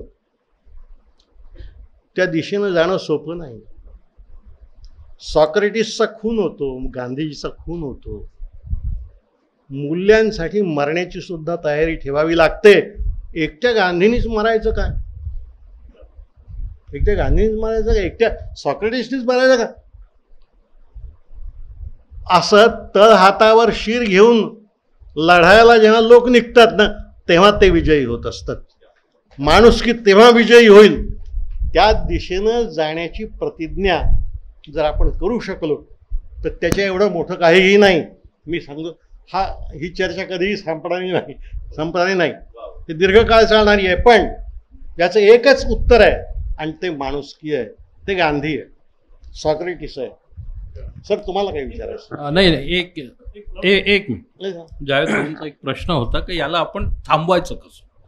तर जावेद भाई, आता सर म्हणाले वेद, तर वेद तर कितीतरी 4-5 खंडात आपल्याला, कुणी पुस्तक वाचायला तयार नाही. ही जी पिढी आहे ही व्हॉट्सअपमध्ये सुद्धा आता व्हॉट्सअपचे मोठे मेसेजेस वाचत नाही. रील्स सुद्धा आता लहान होत चाललेले आहेत.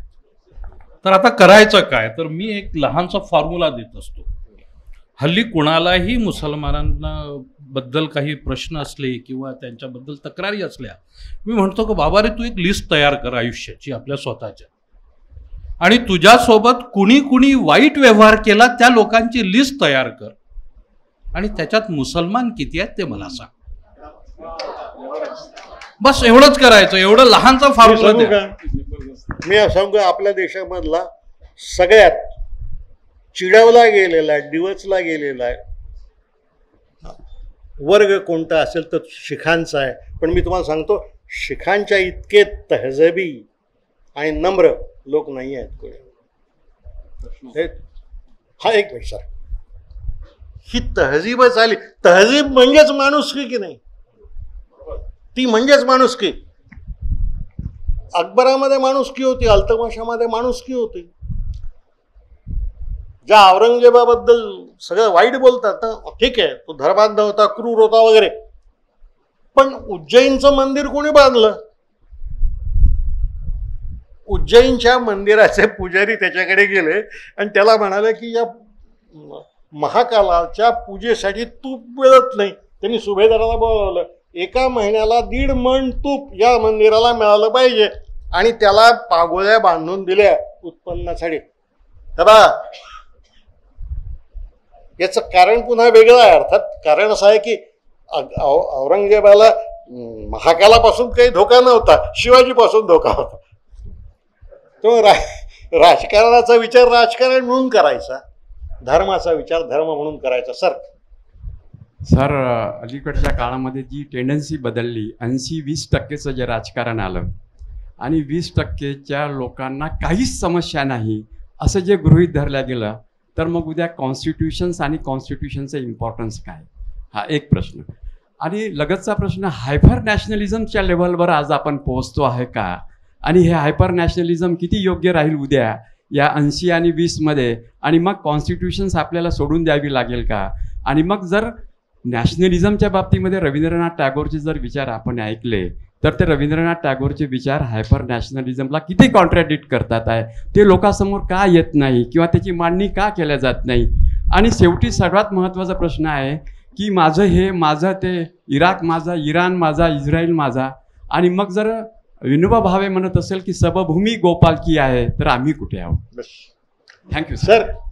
तुम्ही तुमच्या प्रश्नाचं उत्तर तुमचं शेवटलं वाक्यच आहे, सवयभूमी गोपालकीच आहे. आता तुम्हाला मी सांगतो एक गोष्ट. हे जे आहे ना, तुम्ही म्हणालात राष्ट्रवाद हा दुर्गुण आहे, ही गोष्ट अल्बर्ट आईन्स्टाईनही म्हणाला. वयाच्या 14व्या वर्षी राष्ट्र सोडलं, 12व्या वर्षी धर्म सोडला, कारण धर्मांध आहे आमचा, म्हणून ज्यू धर्म सोडला. जर्मन हे राष्ट्र आक्रमक आणि धोरण पत्करणार आहे, म्हणून जर्मनीचं राष्ट्रीयत्व सोडलं. झाली ना माणसं अशी, झाली ना. पण आईन्स्टाईन किती जन्माला येणार, गांधी किती जन्माला येणार, आणि तुम्ही रवींद्रनाथ म्हणतात ते तरी किती जन्माला येणार? ही माणसं युगायुगातून एकदा जन्माला येतात. एक.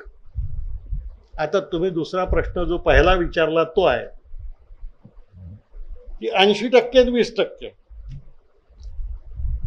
सर, 80% तरी एक आहेत काय? दलित आमचे आहेत का? आम्ही दलितांना आहोत का? आम्ही आंबेडकरांना आपला नेता मानलं का? स्पष्ट आहे. आंबेडकरांना नेता मानलं का? आम्ही मौलाना नेता मानलं का? आपलं देशभक्त होते ना, ज्ञानी होते, विद्वान होते, का नाही मानलं? याचं खरं करून सांगू का? ते पुन्हा वाईट आहे. आपल्यापैकी सगळ्यांच्या मनामध्ये थोडाफार जातीयवाद आहे. आम्ही आमचे नेते निवडताना सुद्धा आपल्या जातीचे नेते निवडतो. पक्ष निवडताना सुद्धा आमच्या जातीचा जवळचा पक्ष कोणता तो निवडतो. पक्ष नेते हे जर असे निवडले जात असतील तर 80% तुम्ही म्हणता तेही आता एक नाहीत. आता सवर्ण, ओबीसी, दलित. अरे आता काय सांगू मी तुम्हाला. रावण ब्राह्मण होता, राम क्षत्रिय होता, श्रीकृष्ण गवळी म्हणजे आजच्या भाषेत ओबीसी होता. अरे जिथं आपण देव वाटून घेतले तिथं काय? घटना हे शेवटी पुस्तक आहे, आपण लक्षात घ्या. पुस्तकं राज्य करत नाहीत, राज्य माणसं करतात. राज्य माणसं करतात आणि राज्य करणारी माणसं पुस्तकं आणि घटना आपल्या इच्छेप्रमाणे वापरून घेतात. ते चालू आहे.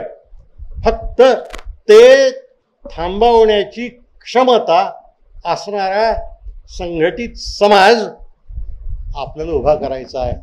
मित्रहो, सुरुवातीलाच एक चांगली बातमी सांगतो. आत्ता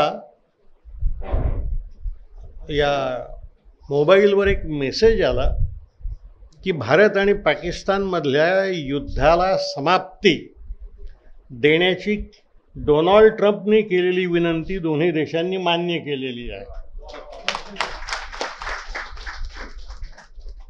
मोबाईलच्या बातम्यांवर आपण किती विश्वास ठेवायचा हा अर्थात आपला प्रश्न आहे, पण डोनाल्ड ट्रम्पवर सुद्धा किती ठेवायचा हा सुद्धा प्रश्न आहे.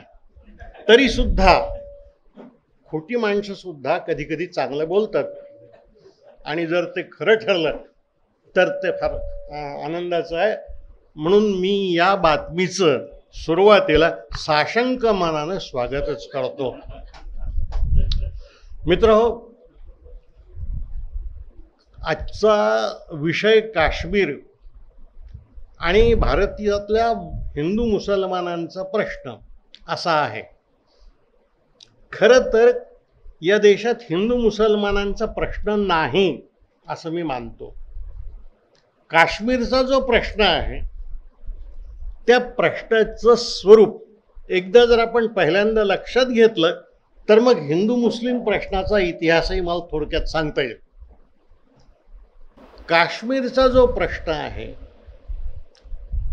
हा आपल्यापैकी अनेकांना फार पेचाचा वाटलेला आहे आणि सगळ्यात दुर्दैव हे आहे की आपल्यामधला सुशिक्षितांचा वर्ग हा प्रश्न समजून घेण्यापेक्षा या प्रश्नासाठी कोणाला तरी जबाबदार धरून शिव्या देण्यामध्ये धन्यता मानणार आहे. आणि कोणाला पकडायचं तर मग नेहरूंना पकडायचं. मग हा प्रश्न नेहरूंमुळे निर्माण झाला, नेहरूंनी काश्मीर नासवलं, नेहरूंच्यामुळं वगैरे वगैरे. यात काहीही अर्थ नाही, यात काहीही अर्थ नाही. या प्रश्नाला जे जबाबदार आहेत त्याच्याकडे आपण वळू. काश्मीरच्या प्रश्नाचा आरंभ हा देशाच्या फाळणीच्या आरंभाशी सुरू होतो. भारत आणि पाकिस्तान वेगळे झाले आणि ते धर्माच्या नावावर वेगळे झाले. ही मागणी मुस्लिम लीगने केली, तिचे नेते बॅरिस्टर जिना होतं. पाकिस्तान निर्माण झालं आणि मग या देशाच्या प्रदेशाची आणि जनतेचीही वाटणी झाली. प्रदेशाची वाटणी होत असताना ज्या प्रदेशामध्ये मुस्लिम अधिक आहेत ते पाकिस्तानात जातील आणि ज्यात हिंदू अधिक आहेत ते भारतात राहतील, अशी फाळणीची योजना होती. आता या योजनेमध्ये आणखी एक गुंतेचा मुद्दा असा होता की त्यावेळी या देशामध्ये 600हून अधिक संस्थानं होती आणि ही जी संस्थानं आहेत ही भारत सरकारच्या नियंत्रणात नव्हती आणि पाकिस्तानच्याही नियंत्रणात नव्हती, ती डायरेक्ट इंग्रजांच्या नियंत्रणात होती. इंग्रज सरकारने या संस्थानिकांना हे सांगितलं की भारतात किंवा पाकिस्तानात तुम्हाला जिथं जायचं असेल तिथं तुम्ही जाऊ शकता, आमचा त्याला विरोध असणार नाही. आपलं संस्थान या दोनपैकी कोणत्या देशात विलीन करायचं याचा अधिकार संस्थानिकांना देण्यात आला, जनतेला देण्यात आला नाही. त्यामुळे फाळणी झाली ती ब्रिटिश इंडियाची झाली, संस्थानिकांच्या भारताची फाळणी झाली नाही. मात्र त्यावेळेचे व्हाईसरॉय माउंटबॅटन यांनी असं सांगितलं की जी संस्थानं ज्या भागात आहेत त्या संस्थानात विलीन झालेली जास्त चांगली. तेव्हा भारतीय प्रदेशात जी संस्थानं आहेत त्यांनी भारतात विलीन व्हावं, जी पाकिस्तानात त्यांनी पाकिस्तानात विलीन व्हावं. मोहम्मद अली जिना वाट पाहणारे गृहस्थ नव्हते. त्यांनी तात्काळ त्या भागातली 6-7 संस्थानं आपल्या पाकिस्तानात विलीन करून घेतली. भारतातली जी संस्थानं होती त्यांची संख्या 600च्या आसपास होती. त्या सगळ्या संस्थानिकांची एक बैठक दिल्लीला सरदार पटेलांनी बोलवली आणि तो प्रसंग सांगितला पाहिजे. सरदारांनी त्यांच्यासमोर एक भाषण केलं. ते म्हणाले की तुम्हाला तुमचं संस्थान कुठे विलीन करायचं किंवा करायचंही नाही हे ठरवण्याचा अधिकार जरी दिला असला तरी माझं तुम्हाला सांगणं आहे की तुम्ही भारतामध्ये आपलं संस्थान विलीन केलं पाहिजे. आणि जर तुम्ही ते विलीन केलं नाही तर तुम्हाला भारताचा वेढा आहे, आम्ही तुमचं काहीही करू शकतो. सरदार बोलण्यामध्ये फार आक्रमक होते आणि जरब होती त्यांच्या भाषणामध्ये आणि त्यांच्या व्यक्तिमत्वामध्येही ती जरब होती. ते म्हणाले, सामिलीकरणाचा जाहीरनामा तुमच्या समोर ठेवलेला आहे, मी 1 तास बाहेर जातो, तुम्ही त्यावर सह्या करा. आल्यानंतर ज्यांच्या सह्या दिसणार नाहीत त्यांचं काय करायचं याचं आम्ही बघून घेऊ. सरदार 1 तासानंतर जेव्हा आले तेव्हा बहुतेक सर्व संस्थानिकांनी सामिलीकरणाच्या जाहीरनाम्यावर सह्या केल्या होत्या. त्यात 3 संस्थानं नव्हती. एक जुनागडचं नव्हतं, हैदराबादचं नव्हतं आणि काश्मीरचं नव्हतं. जुनागड आणि काश्मीर आणि हैदराबाद या तिन्ही संस्थानांचे जे प्रश्न आहेत हे जरा चमत्कारिक होतं. हैदराबादमध्ये प्रजा हिंदू होती, निजाम मुसलमान होता. जुनागडमध्ये प्रजा हिंदू होती, संस्थानिक मुसलमान होता आणि तो भुट्टो घराण्याचा होता. भुट्टो यांची पाकिस्तानामध्ये जी इस्टेट होती ती जवळजवळ निम्म्या पाकिस्ताना एवढी होती. एवढा श्रीमंत होता तो. ते संस्थान त्यांचं होतं. या उलट काश्मीरामध्ये स्थिती अशी होती की तिथं मुसलमान प्रजा होती आणि राजा हिंदू होता. त्यामुळे जुनागडचं संस्थान भारतात विलीन करायला वेळ लागला नाही. एका धमकीनं आणि काही फौज पाठवल्यानंतर जुनागडचं संस्थान भारतामध्ये विलीन करून घेतलं गेलं. तिथला संस्थानिक पळून गेला. पण हैदराबाद आणि काश्मीर या ठिकाणचे प्रश्न मोठे होते. हैदराबादचा प्रश्न आपण समजून घ्या. हैदराबादचा जो निजाम होता हा जगातला सर्वात श्रीमंत माणूस होता आणि त्याने आपल्या संस्थानाला एका स्वतंत्र राष्ट्राचं स्वरूप दिलं होतं. त्याचं मंत्रिमंडळ होतं, प्रशासन होतं, त्याची रेल्वे होती, चलन व्यवस्था होती, त्याची न्यायालये होती आणि त्याचे 7 राष्ट्रांशी बाहेरच्या राजकीय संबंध होते. तिथं त्याचे दूतावास होते. म्हणजे संस्थानिक असतानाच निजाम हा एका स्वतंत्र राष्ट्राचा अधिपती झाला होता. त्याच्याशी 1दा 2दा 3दा बोलणं झालं पण त्यांनी काही ऐकलं नाही. पण पुढे प्रकार असा झाला की या निजामाच्या राज्यामध्ये रझाकारांची एक संस्था उभी राहिली. ही रझाकारांची संस्था कासिम रिझवी नावाच्या माणसानं सुरू केली. हा कासिम रिझवी नावाचा जो ग्रस्त आहे हा आपल्या लातूरचा होता आणि या रझाकाराच्या संस्थेने हैदराबादमधल्या प्रजेवर आणि विशेषतः स्त्रियांवर भयानक स्वरूपाचे अत्याचार आणि जुलूम केले. या जुलुमाची जेव्हा माहिती आली तेव्हा पटेलांनी नेहरूंनाही सोबत घेऊन हैदराबादमध्ये फौजा पाठवण्याचा निर्णय घेतला. इथे एक वाईट गोष्ट सांगून टाकतो आणि मोठ्या माणसाची आहे. फौजा पाठवण्यापूर्वी नेहरूंनी KM मुन्शींना हैदराबादमध्ये बोलणी करायला पाठवलं होतं. पण निजाम होता. त्यांनी मुन्शींना आपल्या बाजूला वळवून घेतलं आणि मुन्शींना त्यांनी आपल्या बाजूला वळवून घेतल्याची माहिती जेव्हा नेहरूंना समजली तेव्हा नेहरूंनी तात्काळ विशेष विमान पाठवून मुन्शींना बोलवून घेतलं परत. आणि त्यानंतर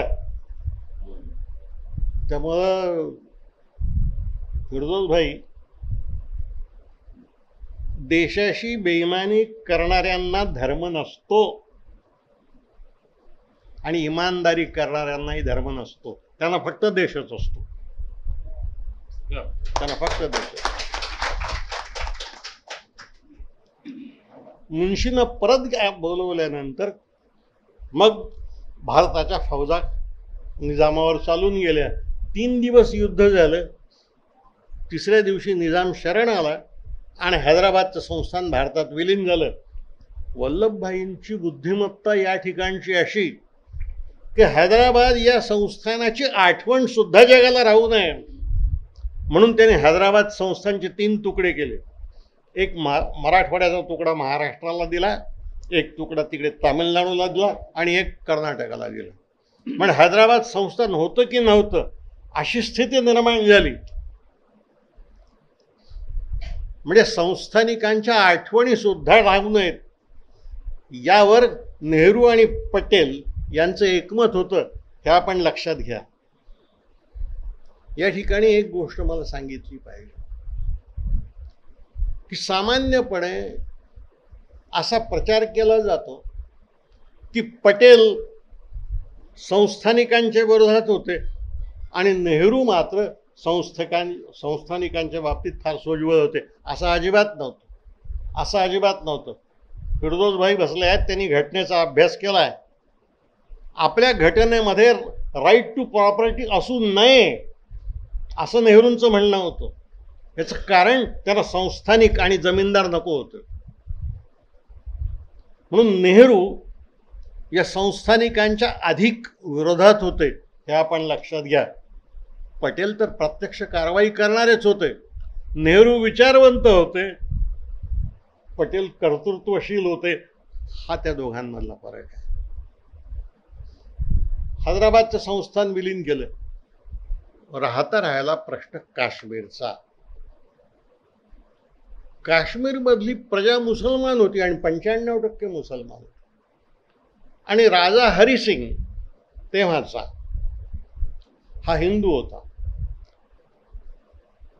आपल्यापैकी अनेकांच्या मनामध्ये काश्मीर संबंधी असा एक समज आहे की तिथल्या राजांनी तो प्रदेश पराक्रमाने मिळवला.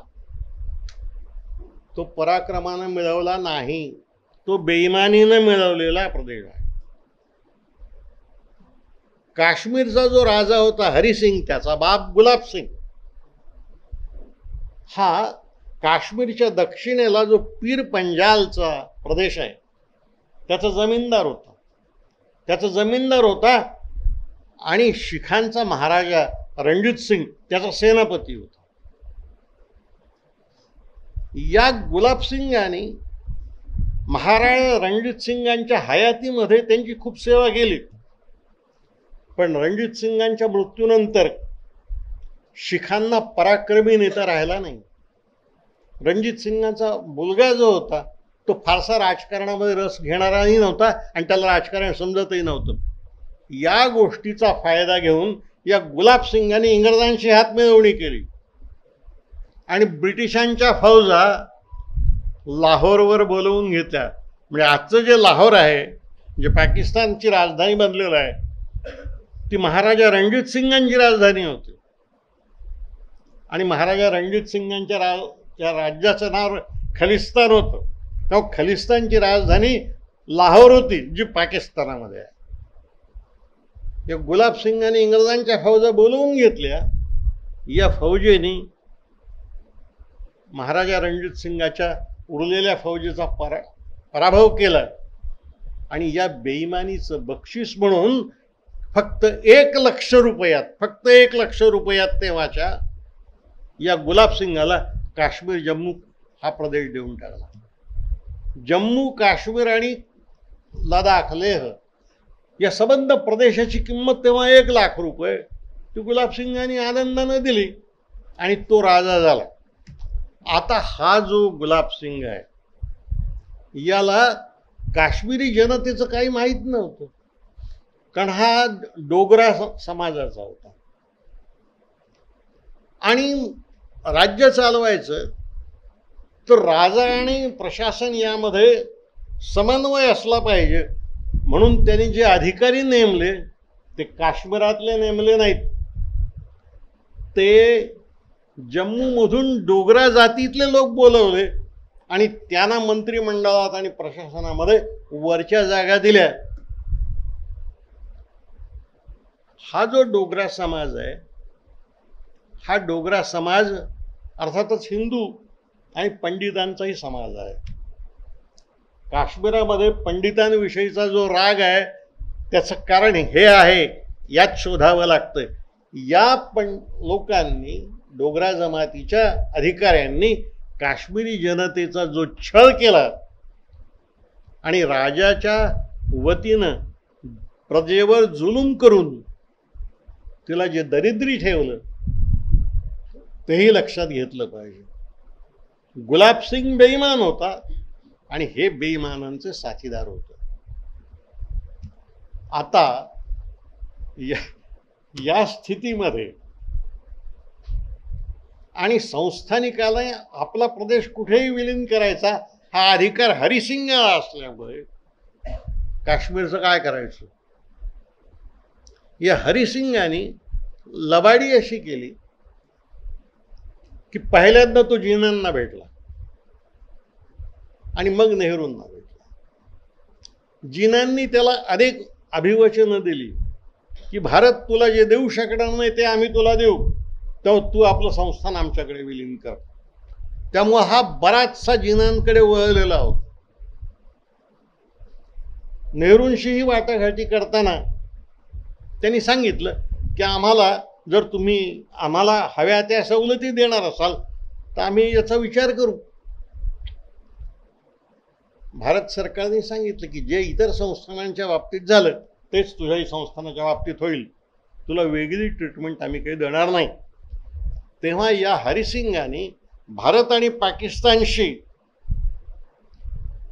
एक जैसे थे करार केला 2 वर्षांचा, की 2 वर्ष आहे ती स्थिती राहू द्या, 2 वर्षानंतर मला हवा तो निर्णय येईन, इकडे यायचं की तिकडे जायचं. आता या ठिकाणी आपण एकदा आलो की इथून पुढला इतिहास समजून घ्या. तो इतिहास असा आहे की भारतानं 2 वर्षाचा जैसे ते करार मान्य केला. त्या करारावर जिनांनीही सही केली, पण जिना हे फार धूर्त आणि चतुर्ग्रस्त होते.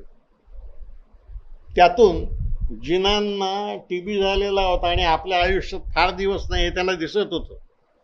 त्या 2 वर्ष थांबायची जिनांची तयारी नव्हती. तो करार केला,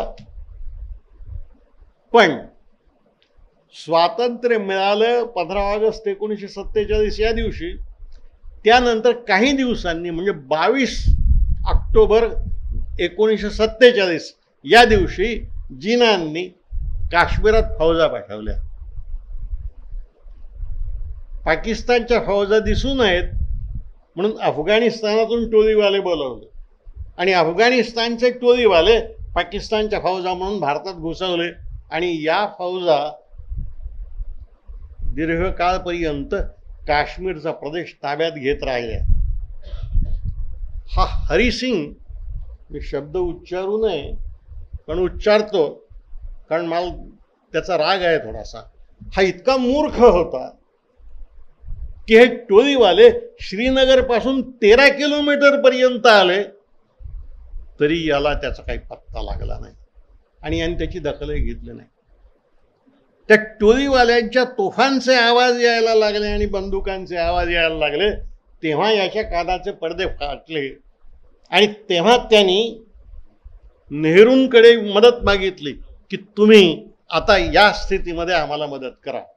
या ठिकाणची नेहरूंची भूमिका महत्वाची आहे. तो पटेलांकडे गेला नाही, तो नेहरूंकडे गेला आणि सांगितलं की तुम्ही आम्हाला मदत करा.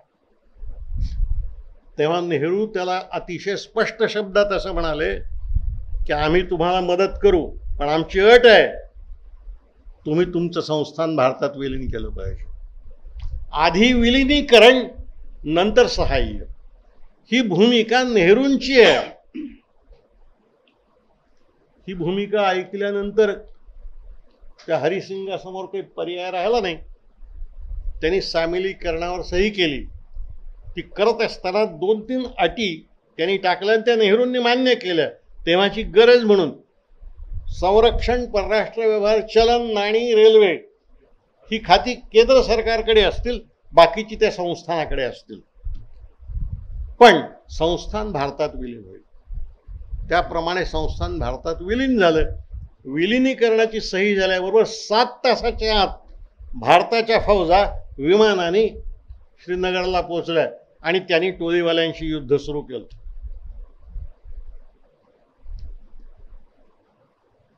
आता हे युद्ध जे आहे हे भारत आणि पाकिस्तानाच्या इतिहासातलं पहिलं युद्ध आहे आणि ते स्वातंत्र्य मिळाल्यानंतर अवघ्या 3-4 महिन्यात सुरू झालेलं आहे. ते बरंच चाललं. ते बरंच चाललं म्हणजे कुठपर्यंत चाललं तर युद्धबंदी विराम 1 जानेवारी 1949 या दिवशी झाला. म्हणजे याचा अर्थ युद्ध 14 महिने चाललं. भारत आणि पाकिस्तानचं युद्ध 14 महिने चालल्यानंतरही आपण पाकिस्तानच्या टोळीवाल्यांना आज आहे तिथपर्यंत मागे सरकवू शकलो. आणि आताची जी सीमारेषा आहे ती त्यातून कायम झाली. ती तेव्हा जी होती ती आजही आहे. आता या ठिकाणी खरा प्रश्न येतो तो हा, आणि ज्यासाठी नेहरूंवर टीका होते ती ही, की आपल्यामधले काही विद्वान फार मोठे आहेत बरं का. त्यांना कोणत्याही विषयातलं समजतं, कोणत्याही विषयातलं. तर मी आहे, मला लष्करातलं काही कळत नाही, वैद्यकशास्त्रातलं कळत नाही, हे माझे वकील आहेत, मला कायद्यातलं काही कळत नाही. पण काही लोकांना सगळ्या विषयातलं सगळं समजतं. असे जे आपल्या देशामध्ये जे सर्वज्ञ आहेत त्यांचं म्हणणं असं की नेहरूंनी हे युद्ध आणखी 15 दिवस चालवलं असतं तर भारत पूर्णपणे काश्मीर आपल्या ताब्यात घेऊ शकला असता. काही जण तर असं म्हणतात 2 दिवस चालवलं असतं तरी काश्मीर आपण घेतलं असतं. अरे पण वास्तव तर समजून घ्या. इथं एक लष्करातला अधिकारी बसलाय, वास्तव तर समजून घ्या. वास्तव हे आहे की हिंदुस्थान जेव्हा स्वतंत्र झाला तेव्हा हिंदुस्थानाच्या लष्करामध्ये फक्त 5 लाख लोक होते. फाळणी झाली तेव्हा त्या 5 लाखातले 2,20,000 पाकिस्तानात गेले, 2,80,000 आपल्याकडे राहिले. या 2,80,000 मधले काही हैदराबादच्या सीमेवर होते, काही तिकडे मिझोरम नागालँडमध्ये होते, काही जुनागडच्या बॉर्डरवर होते. सगळं सैन्य काही काश्मीरात नेता येत नव्हतं, पण पाकिस्तानला मात्र त्यात सैन्य नेता येत होतं. तर दोन्ही देशांची सैन्य शक्ती सारखी होती. किंबहुना पाकिस्तानच्या लोकांना तो प्रदेश ओळखीचा होता आणि जनता मुसलमान असल्यामुळे मोठ्या प्रमाणावर त्यांना अनुकूलही होते. त्यामुळे तो प्रदेश ताब्यात ठेवणं पाकिस्तानला जमलं. जेवढी लढाई करता येणं शक्य होतं आणि जेवढं मागे त्यांना हटवता येणं शक्य होतं तेवढं हटवून भारताने युद्धविराम केला. आणि नेहरूंनी तो प्रश्न युनोमध्ये नेला. आता नेहरूंनी युनोमध्ये का नेला याचं कारण पुन्हा असं आहे की शरणागती पत्करता येत नव्हती आणि समझोताही करता येत नव्हता. समझोता केला तरी आपण शरण गेलो किंवा हरलो असाच त्याचा अर्थ झाला असता. त्यामुळे एका त्रयस्थ शक्तीकडे हे न्यायचं म्हणून हा प्रश्न नेहरूंनी युनोमध्ये नेला. आता या ठिकाणी पुन्हा एक महत्वाचा प्रश्न आहे.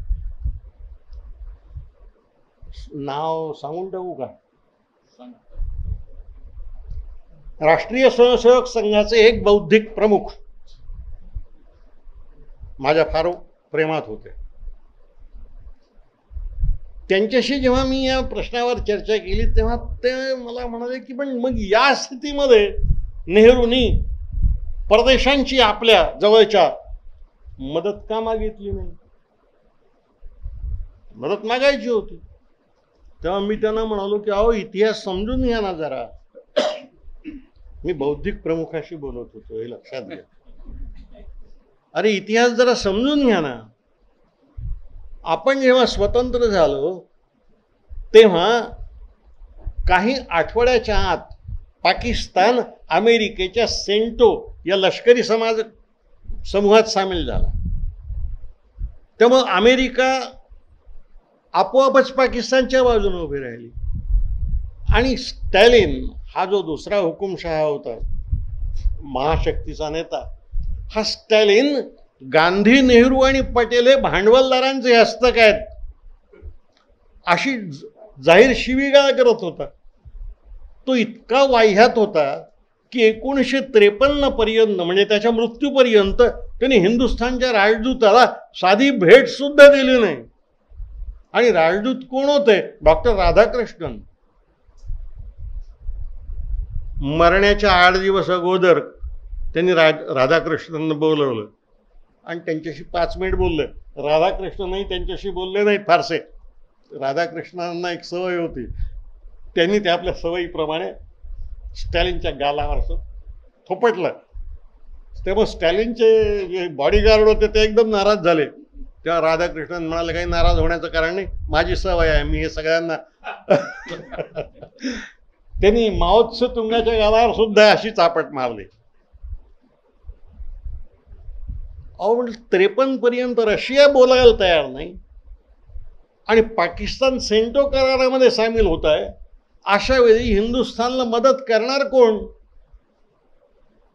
सिलोन मदत करू शकत नव्हतं. दुसरा कोणताही देश भारताला मदत करू शकत नव्हता. ही स्थिती आपण लक्षात घ्या. आपण कोणत्याही एका शक्ती गटात नव्हतो. त्यामुळं अमेरिकाही आपल्या बाजूला नाही, रशियाही आपल्या बाजूला नाही. भारत एकाकी होता. या ठिकाणी विलासभाऊ, एक अतिशय गंभीर गोष्ट मी जाहीरपणे सांगून टाकतो. नेहरूंनी नॉन अलाइनमेंटचं जे धोरण स्वीकारलं ते फार खुशीनं स्वीकारलं नाही, ते नाईलाजानं स्वीकारलं. पाकिस्तान अमेरिकेच्या गोटात आहे, रशिया आम्हाला भांडवलदारांचे हस्तक म्हणतो. या स्थितीत आम्ही जायचं कुठे? खरं तर नेहरूंच्या मनामध्ये लोकशाही देशांच्या बाजूने जाण्याची इच्छा होती. त्यांनी पूर्व जर्मनीला मान्यता दिली नाही, पश्चिम जर्मनीला दिली, म्हणजे अमेरिकन जर्मनीला दिली. व्हिएतनाम मधला जो अमेरिकन व्हिएतनाम होता त्याला मान्यता दिली, कम्युनिस्ट व्हिएतनामला मान्यता दिली नाही. कोरियामधल्या दक्षिण कोरियाला मान्यता दिली, उत्तर कोरियाला दिली नाही. म्हणजे नेहरूंची भूमिका स्पष्ट होती, ते लोकशाहीवादी होते. पण लोकशाहीवाद्यांचा नेता असलेला अमेरिका हा देश पाकिस्तानच्या बाजूने होता आणि रशिया यांनाच भांडवलदार म्हणत होता. या स्थितीमध्ये इकडेही जाता येत नाही, तिकडेही जाता येत नाही आणि 2 शक्ती गटात जग विभागलं आहे. मग अशा वेळी आपण काय करायचं असतं? मग अशा वेळी आपलं स्वातंत्र्यच घोषित करायचं असते. आम्ही आपल्या देशातच नाही तर जगातही स्वतंत्र आहोत, हे नेहरूंनी सांगितलं. नॉन अलाइनमेंटचा अर्थ काय होतो? नॉन अलाइनमेंटचा अर्थ तटस्थता नाही. तटस्थतेमध्ये आम्ही कशातही भाग घेणार नाही असा एक अर्थ आहे. ते स्वित्झर्लंडचं धोरण आहे, ते एकेकाळी अमेरिकेचंही धोरण होतं दुसऱ्या महायुद्धापर्यंत. नॉन अलाइनमेंटमध्ये आम्हाला हव्या त्या बाजूनं जाऊ, त्या आम्ही कोणाची पर्वा करणार नाही. नॉन अलाइनमेंट ही राष्ट्रीय स्वातंत्र्यासोबतच आंतरराष्ट्रीय स्वातंत्र्याचीही घोषणा आहे. इथं एक मुद्दा थांबून मी तुमच्या प्रश्नासाठी थांबतो. या ठिकाणी एक गोष्ट लक्षात घेतली पाहिजे आणि आपल्या देशाचे तत्कालीन नेते किती थोर होते हे लक्षात घेतलं पाहिजे. हा देश स्वतंत्र झाला तेव्हा हिंदुस्थानचं लष्कर 2,80,000 होतं. चीनच्या लष्करात तेव्हा 35 लाख लोक होते लाल सेनेमध्ये. तर आणि चीनने भारताला मान्यता दिलीच नाही अखेरपर्यंत. अजूनही चीनने आपल्या उत्तर सीमेला मान्यता दिलेली नाही. पण 2,80,000 सैन्य, देशात उपासमार आहे, उद्योग नाही, सुतळीचा तोडा होत नाही, टाचणी होत नाही, कसलाही उद्योग नाही, उपासमार मोठ्या प्रमाणात आहे, देश दरिद्री आहे, बेकारी आहे. या स्थितीमध्ये नेहरूंनी नॉन अलाइनमेंटची घोषणा केली आणि ज्यांना कोणत्याही शक्ती गटात सामील व्हायचं नाही त्यांनी आमच्यासोबत यावं अशी घोषणा जगात केली. नेहरूंच्या मागे जगातले किती देश आले? 148 देश आले. 148. याचा अर्थ समजून, याचा अर्थ असा आहे की आपण जेव्हा अत्यंत दुबळे होतो तेव्हा आपण 148 देशांचे नेते होतो.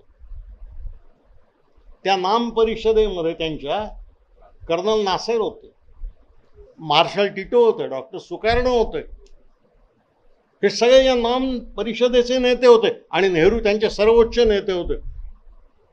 म्हणजे हिंदुस्थान स्वतंत्र झाल्याबरोबर काही काळातच तो 148 देशांचा नेता झाला आणि दुबळा असताना नेता झाला. युनोमध्ये या देशांची संख्या फार मोठी होती, त्यामुळे युनोच्या आमसभेमध्ये नेहरूंचं बहुमत होतं.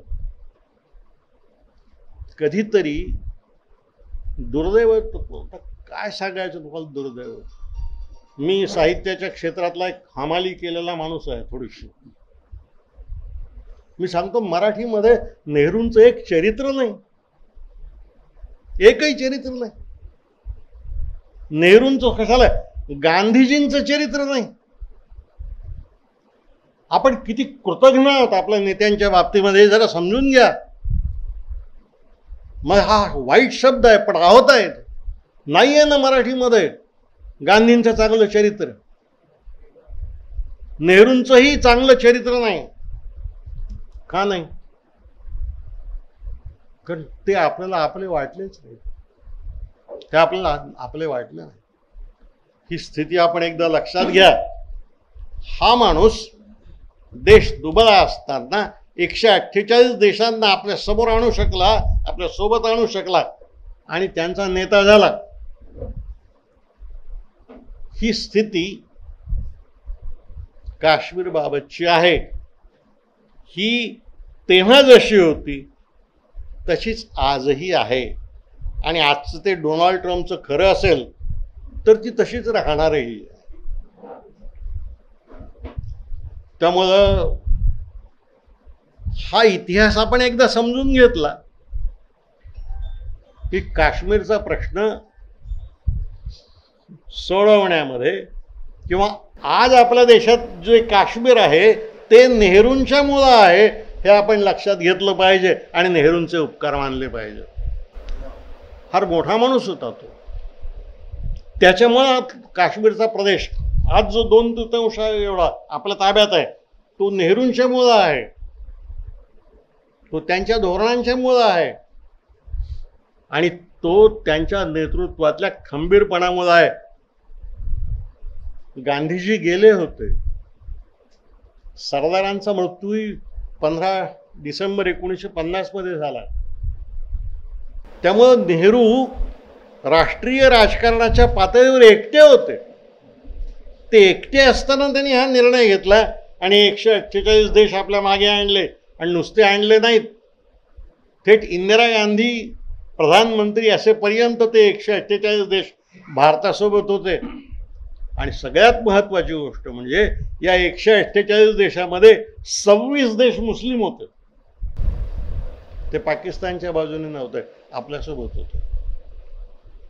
हे नेहरूंचं कर्तृत्व काश्मीरच्या प्रश्नाच्या संदर्भामध्ये आपण समजून घेतलं पाहिजे. हे समजून न घेता जे नेहरूंना शिव्या देतात त्यांना मी फक्त दुरून नमस्कार करतो. याच्या पलीकडे काही करता येत नाही. याचं कारण असं आहे की विचार करणाऱ्यांना सांगता येते, मतं बनवून घेतलेल्याला काही सांगता येत नाही.